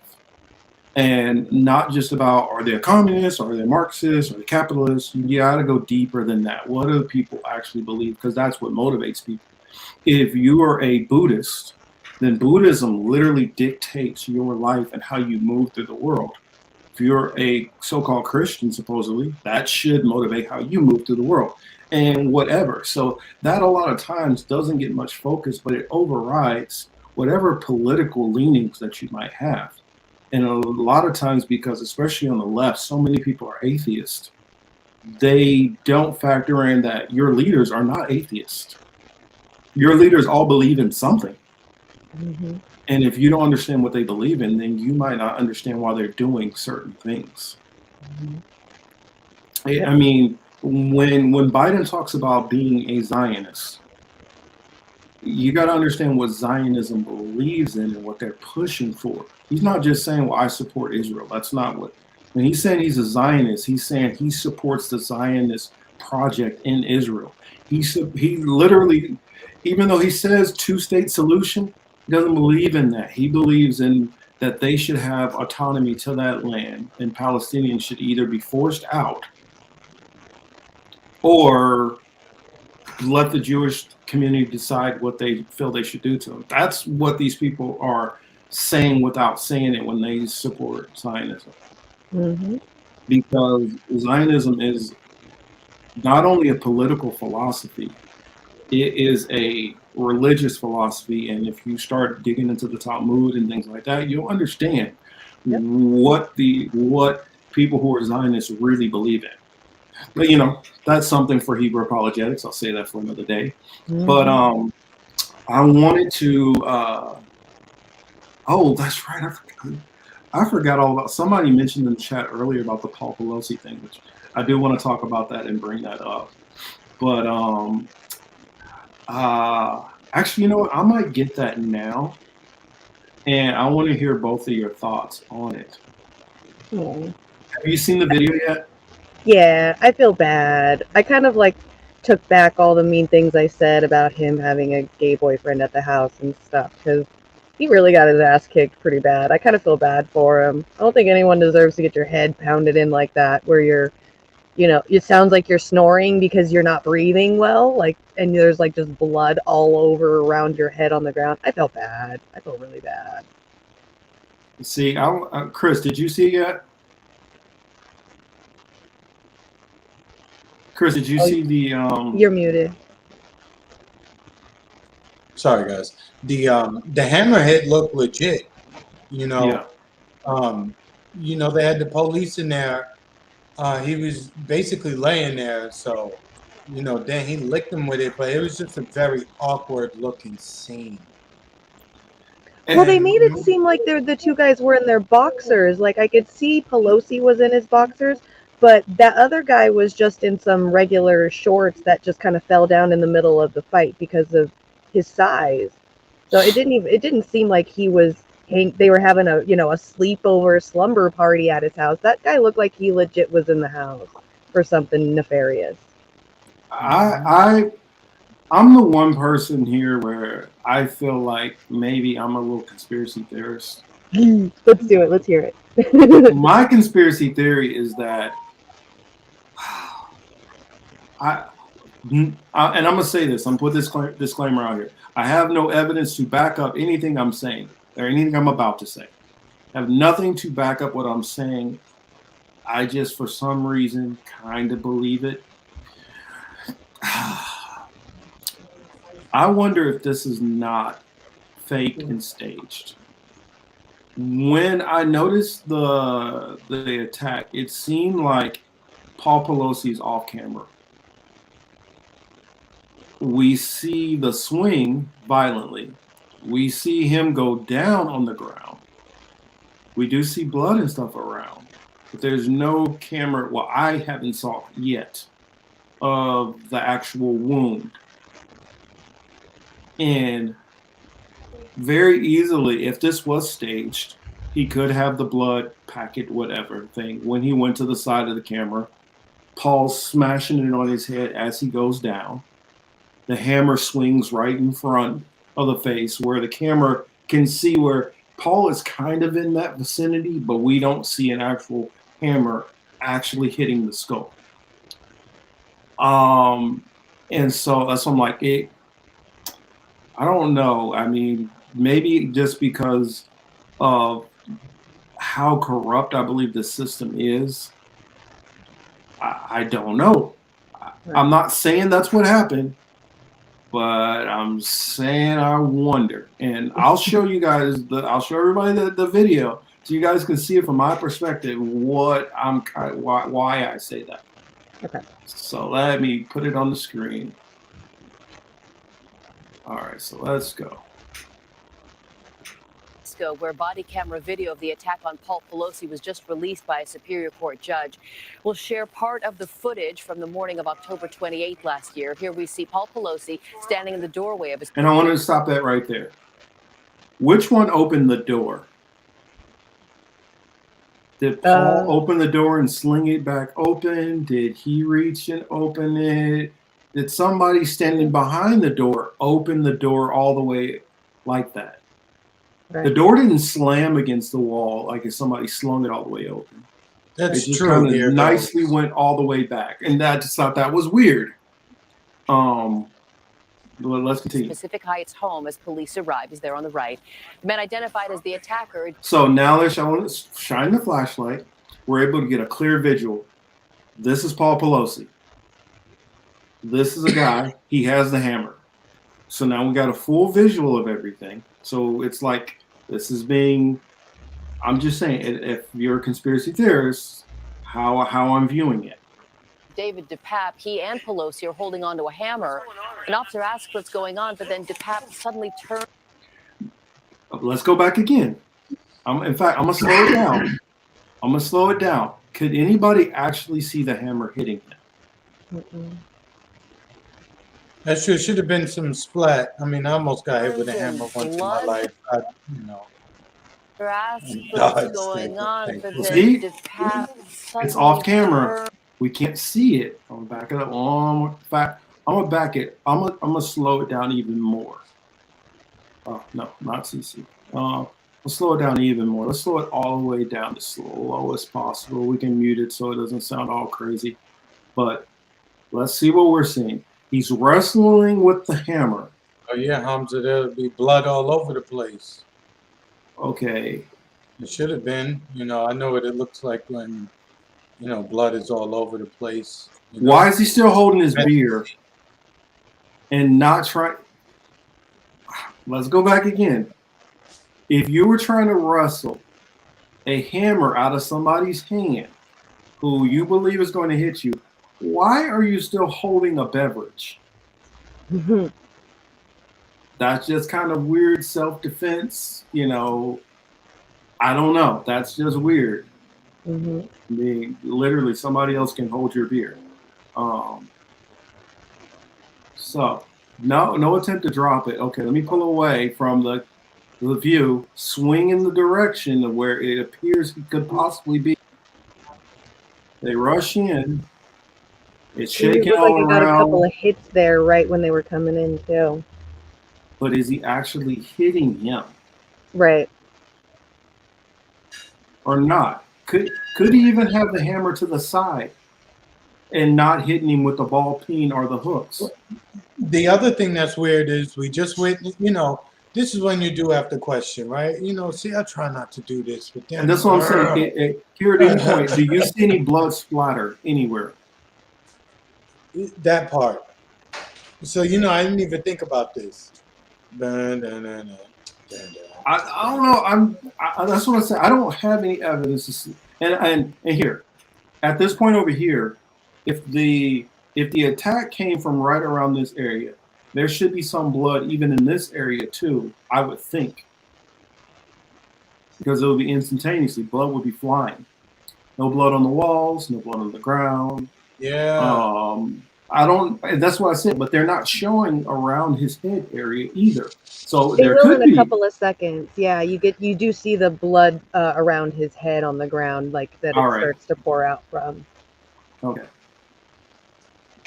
Like once they move his leg out of the way, you'll start seeing it.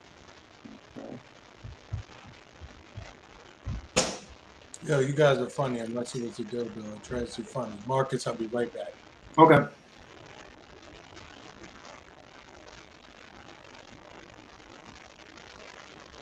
Because I'm like, maybe I'm just a little. I could be cuckoo. I have no Yeah, right problem with there. Do you admitting see that. it? You see a little bit, yeah, there. Yeah. But you can't. It's just see it's his so head. strange to me because like okay, I hate admitting to people this, but I'm a really morbid person back in the 2000s. I've seen a lot of death videos. The sound that he was making, the gurgling, snoring sound is very hard to repeat unless it's really happening. I've never seen somebody fake that sound before. But videos can be altered also. True, very true. And that's what I'm saying. It took all this time for this video to come out. Right. They're, Yeah, like they're not I agree showing with any like what clear. Autres is saying. This is one bad cam. Like, where's all the rest of the cameras? Isn't there more than one cop there? Yeah, there's at least 2 cops there that I know for a fact. And I'm like Home looking. footage too. I'm like, come on, show his head. I just thought it was just strange to me. I had no point, and I looked over this earlier, and I'm like, not seeing his head anywhere. Mm-hmm. I see what looks like blood on the ground. I see the ice that came out of his cup. Oh, yep, you're right. So that shows that that's probably about when he dropped the cup somewhere in that area because most of the ice is accumulated in that one area. And the guy's body is basically laying over his head region, which they still haven't completely got him off of him, which that's weird to me. Yeah. Wouldn't the first thing you do is be to get this large man off of the victim? Right. And then it pans off. Wow. Yeah, it's definitely edited. I didn't think about that. It's just weird to me. It's just weird to me. I'm not saying that I know anything. Right. It was sketch to me. Yeah. They do. I mean, it's really good acting if it's not, because man, I was like, damn, I feel bad for him. He got fucked up. Well, and they had enough time to, I feel, edit this in the right way. Very true. And make this believable. I don't know. Probably because like one of my favorite shows I used to watch was you remember this show Prison Break? Yes. Prison Break, the main theme of that was his brother Lincoln Burrows was on trial for attempting to assassinate the vice president. Mm-hmm. Actually, no, not attempting. It was that he supposedly killed the vice president's brother. Okay. Come to find out, the video was altered of him walking to a car firing. He did walk to the car, but there was nobody in the. The guy was already dead in the car. Oh, excuse me. Oh my god. The guy was already dead in the car. They altered it to make it look like that he did fire it, and he was given a weapon prior that day, so that his handprints would be on the actual supposed murder weapon. Turns out later on, a couple of seasons down the road, that the brother's not even dead. Oh He's been hiding out in like fucking Wisconsin or somewhere. Oh my gosh. But on that level, yeah, I'm like, I don't know. In the crowd, guys, tell me if you guys think that I'm completely just lost it on this one, that you guys aren't with me, or if there's a possibility what I'm saying could have some smoke there. Yeah, absolutely. With the history of everything right now and Pelosi, like this happening right as soon as Nancy was saying, I'm not going to go again for Speaker of the House, I'm going to drop out, like, you know, the whole pity thing, like, let's pity her now even more. I could see definitely, especially with our history too. So it just seemed weird, you know. Yeah. You're down a good angle. You're asking the right questions for sure. And I've learned in this system, don't take anything. I put it this way: being a person who's studied a lot of history, and I'm talking about world history, various different countries, this and that. There's certain events that I've been taught, in college, that this is what happened, this is how it happened, and start finding out, well, okay, well, all of these people did die, but they didn't die the way that they were said to die, and start finding inconsistencies in this history. And you start finding out other historians know this. Damn It's you, just Warren. not taught or talked about. Oh, what was that? Damn Warren, like he's running around. I must be thinking about him because he's running around in my head right now. Because I was like, what is the purpose of this? Why did this happen? Right? Like, how did he even bother to call the cops? What was really going on? Right? Yeah. So, with that being said, do they need some sympathy because they keep getting caught selling stock before it plummets? Because just like Warren said, he said it right here. Yep. Mischief Brew over here in Rockland says, wouldn't you beat the dude down before the cops got there? I would think if I was able to get one hand on that hammer, I'm going to be using both hands fighting for dear life to get that hammer away. There's no way I'm just going to one-handedly wrestle around with it. Or the moment that they get that door open, I'm going to be screaming to the cop, shoot him, he's trying to fucking kill me. Very true. I just thought that the casual calmness, it was like you open the door on a kid who's eating cookies and you told her not to have cookies before dinner. It's like, oh, you kind of caught me. All right, cut. Now let's go. It seemed almost like it was, all right. It was like an actor coming on stage and, all right, you're being cute. And the cue is the door comes open. Now start reacting. Mm-hmm. Yeah, you're right. He was silent. The cops had to ask questions like, "What's going on?" All of that. Yeah, you're right. I mean, and what they said as far as when he called in, even the 911 call is weird. He's like, yeah, this guy is here with me. They're like, do you know him? He's like, then the guy in the background is like, yeah, I'm a friend of the family. And they're like, sir, is he a friend of the family? No, he's not a friend of the family. Okay, do you need the police to come? And he's just acting really weird. And it's like, he's here for my wife, and he's just gonna wait. She's not back for a couple of days, but he's just gonna wait a couple of days for my wife to come back. I'm like, this just sounds weird. Yeah. It doesn't sound right. Right. Absolutely. I agree. I mean, why would you?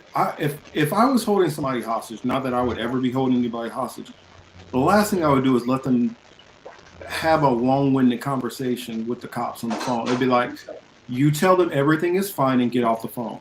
Yeah, exactly. That's it. Yeah, no, false alarm, sorry, and then get off the phone. But why are you holding the cup, though? Why are you holding the cup? Like, holding the cup. So he holding the cup like I got it. Like, hey, what's going on? Like, we just, we accidentally called the cops. We were in the middle of shit. We started arguing. Really didn't want the cops here, but they're here. And then homeboy hits him. I don't know. It's very awkward. The entire situation is awkward. And now that the video is out and, Mark is pointing this stuff out, because, my dumb ass, I wasn't even trying to think about it like that, but I'm glad he did. Now I look at it, and... Well, Chris, so you don't know, Jimmy, Chris is always one like, man, these motherfuckers are all liars, it's bullshit, blah, blah, blah. It's so fucking, and I'm the one who's normally like, well, hold on. Let me check this out, because this don't look right, and that's not adding up with this. Okay. So that's our dynamic. I love it, because I'm with Chris. I'm just like, man, that's fucked up what they did, So it's good to have somebody like you around to see the other thing, because I didn't even think about that. So. Well, I'm always questioning stuff, and I put it this way. We just see things. Look, as this takes us into, I guess, one of the next topics that we have. Just think about PNAC. I think M.Park made a comment on the Rockfin about Project for New American Century, right? Mm-hmm. They listed all these countries and they said this is where we want to go militarily, and the only way we can get there is if we have a Pearl Harbor style attack. Like probably 2 days later, what happened? A Pearl Harbor style attack. You know, they preyed on people's emotions, and boom, we shipped billions of dollars of men and product across the sea. Like, no problem. Boom. Hey, we active. We at it. Given that we say that, you know, we see with Davos, World Economic Forum, with these people at their conferences. They're not our conferences. It's their conference, right? They're conducting their business. The only thing it has to do with us is like what direction they're going to hurt us in next. But it's essentially their business that they are discussing, and they let you in on a little bit of it. Yeah, I'm trying to find that one clip real quick. I'm sorry, I got so much music going on in the background. I got to skip through all this stuff. I'm going through my history to find it quicker, and it's turning out to not be as Jimmy, last week we had a show where we played nothing but music. We didn't even talk. We was just jamming. Hell yeah. I watched like the first half of it. It was awesome. Oh, okay. Yeah. Where you guys like left YouTube, went over to Rock Band, you guys were all listening to music back and forth. It was cool. Yeah. I saw DJ Battle and I thought it was you guys were gonna like start rapping or like, you know, singing or something. I was like, let's do this. I want to see this. This is awesome. But playing music is good enough too, so I'm down. Yeah, let's see. What would it be? Would you be singing or would you be doing the rapping, Chris? If we had to. Oh, me? Yeah. Karaoke battle. I mean, I can't sing unless I'm in the shower and then I sound like Luther. But That's right. you know, I'll be rapping. I was gonna say you look like a Vandross kind of guy, so Yeah, well, I'm just saying. I just thought about it because he could sing really good. He's a goat, right? So I'm just like, Right. I mean, well, I'm just saying I could sing like Cisco. I don't think he could sing, right? Like I may as well just be the best. you said Cisco, that's awesome. Yeah, like, you know he can. He can't sing. Poor No. guy.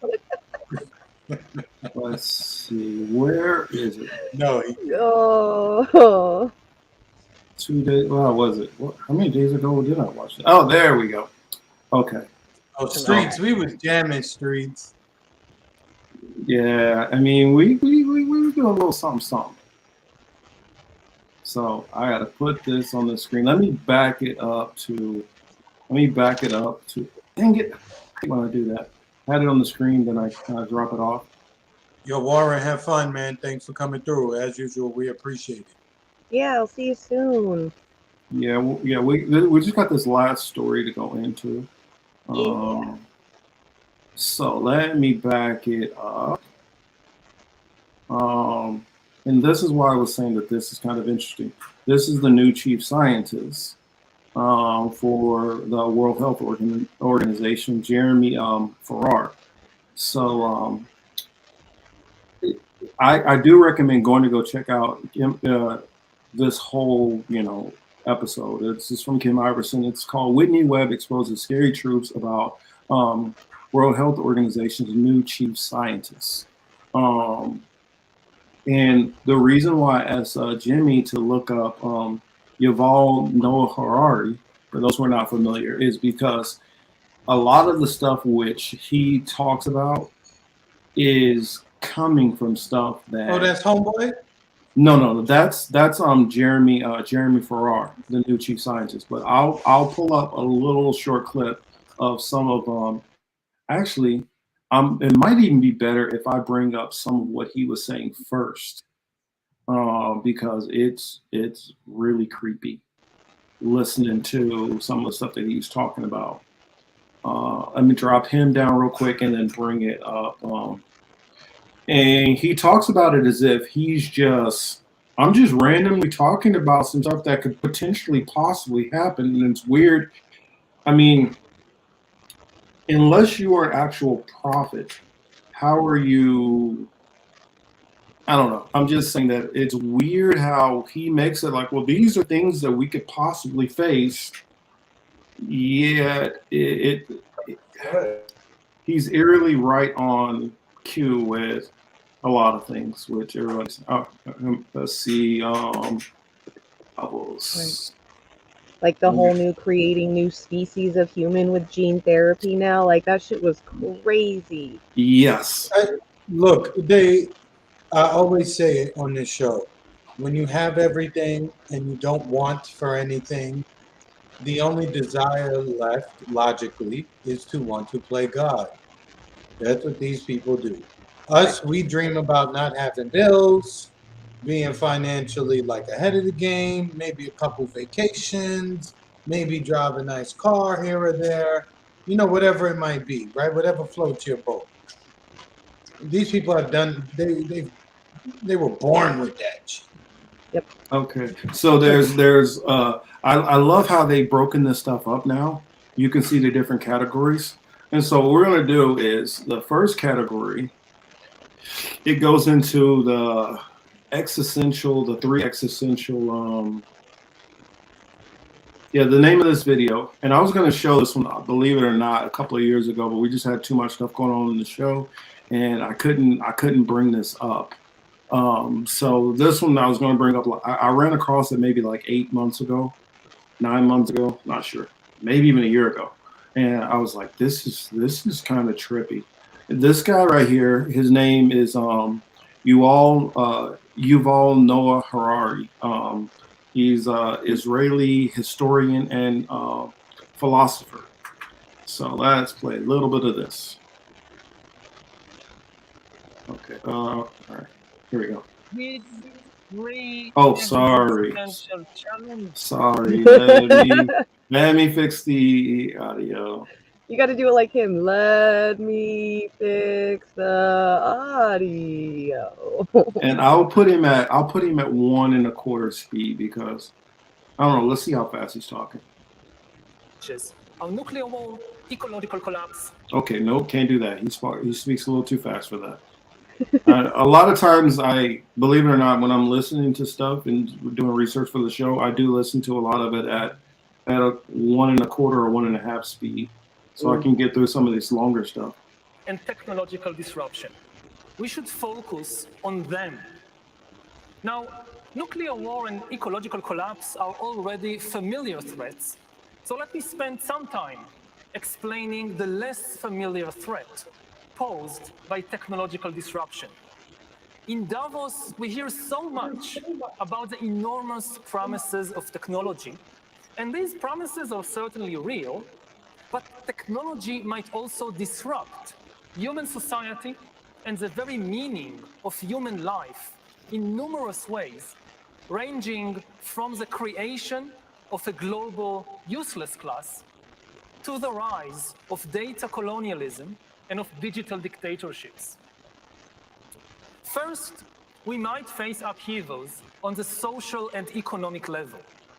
Automation will soon eliminate millions upon millions of jobs. And while new jobs will certainly be created, it is unclear whether people will be able to learn the necessary new skills fast enough. Suppose you're a 50-year-old truck driver and you just lost your job to a self-driving vehicle. Now, there are new jobs in designing software or in teaching yoga to engineers. But how does a 50-year-old truck driver reinvent himself or herself as a software engineer or as a yoga teacher? And people will have to do it not just once, but again and again throughout their lives, because the automation revolution will not be a single watershed event following which the job market will settle down into some new equilibrium. Rather, it will be a cascade of ever bigger disruptions, because AI is nowhere near its full potential. All jobs will disappear, new jobs will emerge, but then the new jobs will rapidly change and vanish. Hold on. Whereas in the past, humans has had to struggle against exploitation. Yes, sir. So we have to, you know, I like breaking these things down a little bit, right? Instead of trying to go back and catch everything, right? So what he just said right there, insert UBI and all of these government options for money, because he just said it's going to be a constant disruption. You're not going to be a truck driver and turn into a yoga teacher, right? That's why I put my hand over my face. Like, don't insult me, right? This is not going to happen. You're not going to have this truck driver turn he's not going to become popular on OnlyFans. Like, let's be honest. You know, so what scares me is that you know this guy to talk at these kind of places. Like, this guy is not, he's not trying to warn people. He's giving rich elites more ideas. Like, if they thought about wanting to control the humans, what better way than to autonomize an AI everything to the point where every human being needs a UBI, and then they give you just enough to live and survive and not anything anymore to do anything else, whether it's revolt, whether it's protest, whether it's anything. You just sit at home on your virtual reality computer all day long and let the robots take over everything. It's crazy. And what's weird and wild to me too is, like, they use Hollywood in normal life to make you think that it's okay. Because if you ever grew up and watched the Tim Burton's version of Charlie and the Chocolate Factory, if you look at the bigger picture, take out all the Chocolate Factory stuff and look at Charlie's dad. Charlie's dad at the beginning of the movie lost his job because an AI robot took his job of putting toothpaste lids onto the toothpaste machines. And at the end of the movie, he got a job as an engineer to take care of the AI. And that's what they want you to think. They're like, don't worry, we're going to have jobs. You guys will learn to train the AI and engineer the AI and fix the AI. It's like not what is going to happen at all, because people aren't old enough, or the older people, anybody that's really working, can't keep up with the technology. That's why so many people got left in the dust when DVD and digital HDR came around. VHS got fucked. Everybody that was in the VHS world got screwed because they can't keep up. Yep. Same thing. And well, that's what I mean. You got to think about it. Just, you know, Marcus, let me jump in. Just like with the criminal justice system, right? Just how you have to think about public defenders and prosecutors and bondsmen and everything that goes along with that. You know, with this automation, you have to think of all of the other things that come along with it, right? The need for certain mechanics, right? The people who are actually going to load this stuff, because, you know, they'll do the whole system, right? They'll find a way to automate the entire thing. So even the loaders, the unloaders, you'll need, if it take you 150 people to operate your warehouse, by the time they're done, it'll probably need like 4 people. Well, it'll probably take you like 15 to 20 people to operate your warehouse. Yeah, I was going to say, like Terminator, what was that newer Terminator movie, Dark Fate or something like that. The girl, she's working at a plant which is have computer workers, and in movies like Elysium, you start seeing that it's showing a lot of like. And so I tell people all the time, these movies are predictive programming. They're telling you what's coming versus just entertainment, especially in sci-fi. And I reported this out a couple of years ago about the first AI truck to go from Jacksonville, Florida, out to San Diego. This is something that they're doing. Yep. You know, Thomas, you know, to the extent that what you said, you know, that's dope. You know, obviously, obviously, I'm not trying to play you in that like that, but that you are very much in the minority. You know, that's a double entendre, right? You really are a minority. Some people aren't able to mentally deal with the transition from what I've done and what I'm used to doing to something else. You know, that's a difficult thing to do for some people. Another thing. And let's be honest, there's a lot of people who are fucking lazy who just want to sit around, spend all day on the internet collecting government benefits.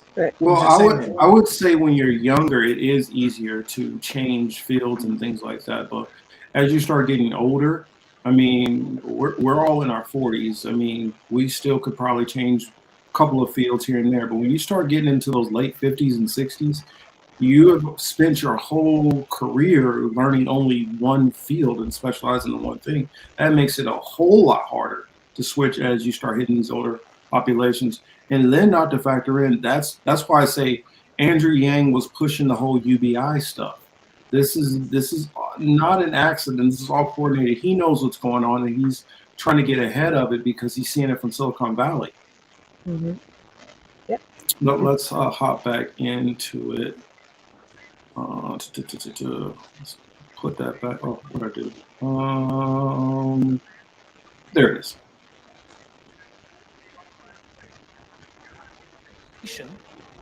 In the 21st century, the really big struggle will be against irrelevance.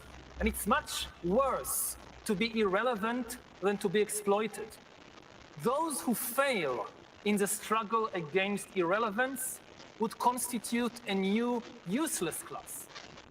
People who are useless, not from the viewpoint of their friends and family, of course, but useless from the viewpoint of the economic and political system. And this useless class will be separated by an ever-growing gap from the ever more powerful elite. The AI revolution. So that's getting into the gist of that, and I wanted to do that. So let's hop to this next portion, which is a little bit more, because he's going into the AI section. This next section is called Digital Dictatorships. And so he's trying to put it off as if it's the AI that becomes the dictatorship, but really it's always people who are behind controlling these apparatuses and systems. It's always a person when it comes down to it who's sitting behind all of this. So here it goes. Alongside inequality, the other major danger we face is the rise of digital dictatorships that will monitor everyone all the time. This danger can be stated in the form of a simple equation, which I think might be the defining equation of life in the 21st century.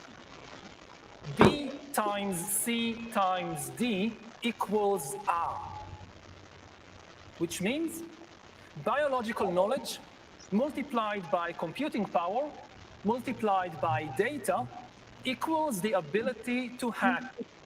Now you notice that? Biological knowledge, computing power, data, ability to hack humans.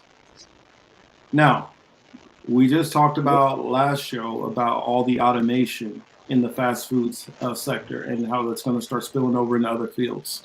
And we talked a little bit about the UBI just a second ago. I'm going to put a button in this. I tell you guys, definitely go and check this out. Watch the whole thing of this and watch his other one that he did. This is from 3 years ago. He did another one 5 years ago.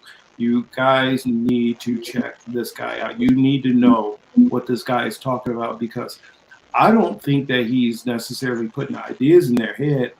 I think he's relating ideas that he is hearing from them, and he's trying to soften us up for what he knows is coming. Now, I don't think he's a benevolent actor in trying to warn us.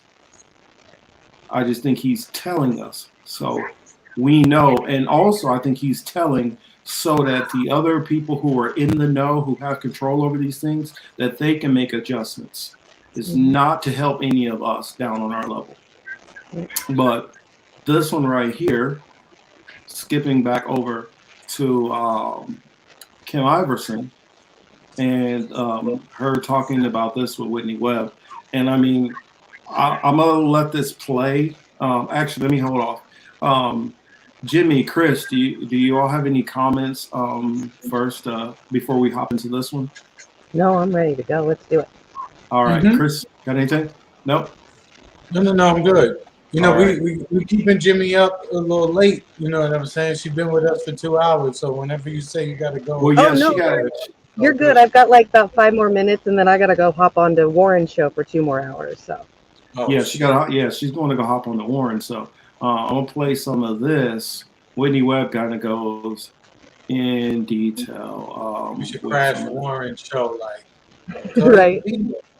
I'm going to. I'm going to get so baked on his show. I'm more apologizing ahead of time. Like, sorry, just bring my I'm ball on down. your show. I'm always down to hop in. If Warren wants me on, tell him to let me know, and then I'll come swing through. You got it. Great to be here. Oh shit! I gotta. Great to be here. Sorry, Whitney. I didn't mean to do you that. Hi, Yeah, John what's up? Kemper. Good to see you. Thank you. All right, so You're tell welcome. us, who is this Jeremy Farrar guy and what kind of power is he going to have at the WHO? Well, so Jeremy Farrar has been in different I think you positions at need to different show point it. in his life, I don't think right? it's showing. But as you mentioned in your intro, he was it was announced by the World Health Organization he's going to be their chief scientist, I believe, starting in February of this year, so just a couple weeks from now, and it was announced in December. And up until this point, since about 2013 or so, Jeremy Farrar has been the director of the Wellcome Trust, which is actually surprisingly and very, there's not a lot of reporting, deep dives, I guess you could say, about this organization and their agendas, but they're definitely, in my opinion, very disconcerting. So the Wellcome Trust is sort of born out of the pharmaceutical giant that gave rise to what is now GlaxoSmithKline and was previously responsible for scandals in big pharma, including AZT and the AIDS situation in the 1980s, where AZT should not have been used in the way that it was, and led to a lot of unnecessary deaths, and of course a lot of controversy around figures like Anthony Fauci back at that period of time. And of course, you know, a lot more people are familiar with Fauci and his style now, but a lot of those same actors were back there in the 1980s and have since, you know, been in different positions since then. So the Wellcome Trust is intimately linked and has been for a very long time with big pharma, particularly in the United Kingdom.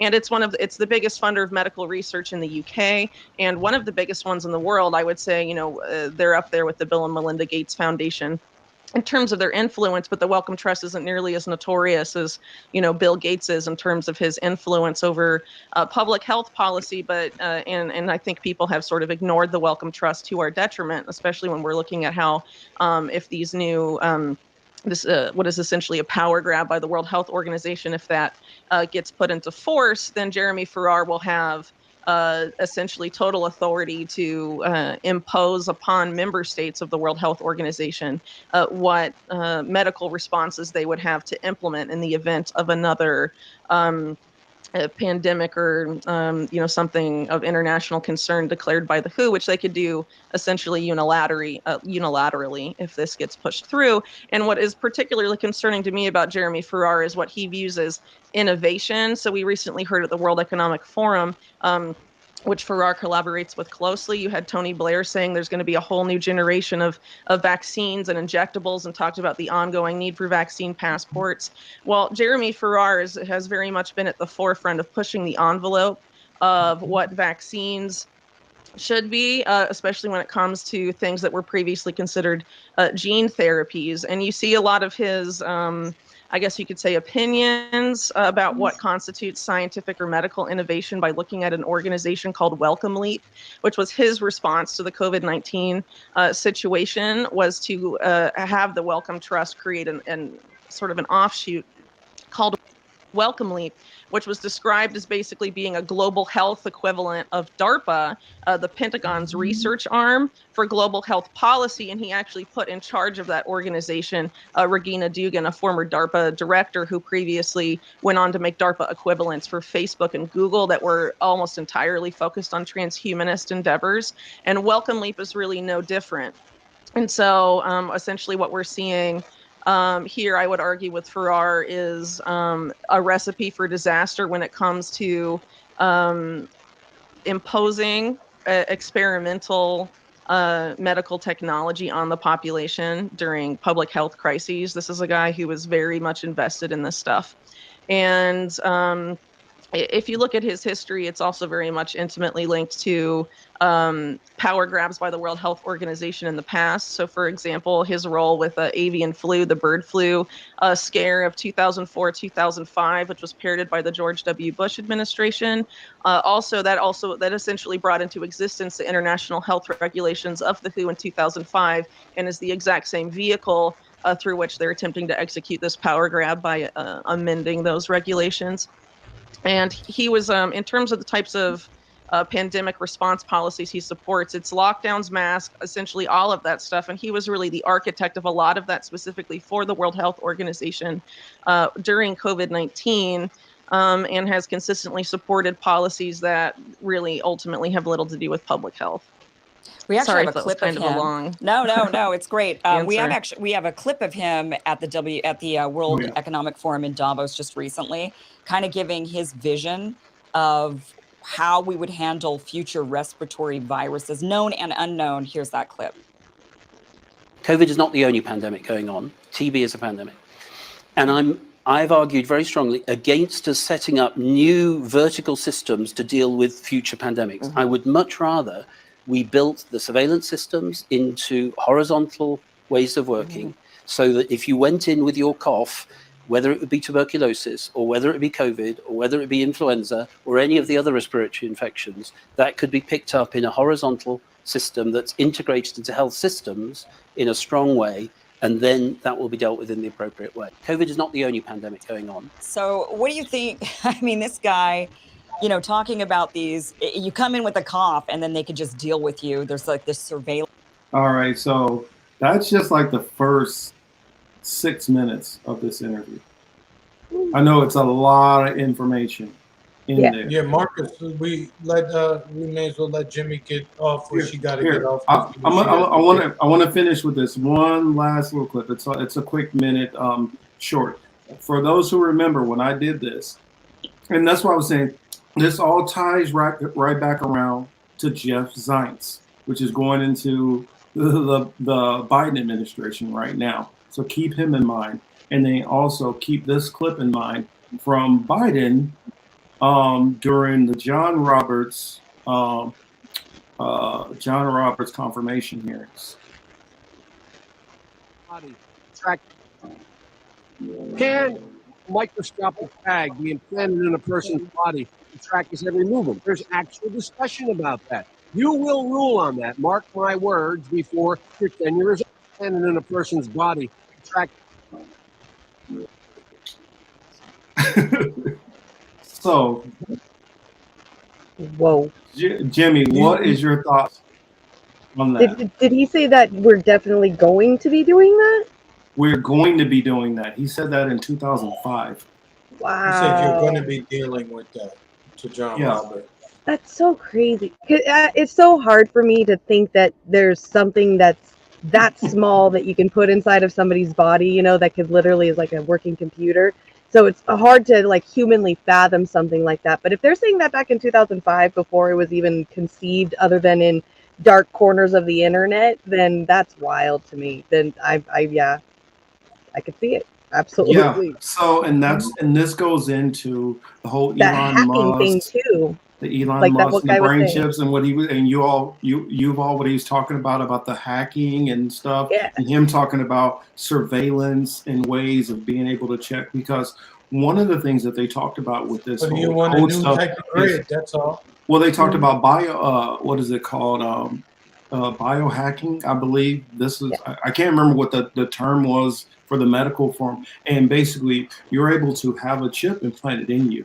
That way, it'll track all of your, if your blood pressure is high, if you're dehydrated, all these different things like that, and be able to literally look at your phone and be able to tell anything that's going on with your body, cancers, all that stuff.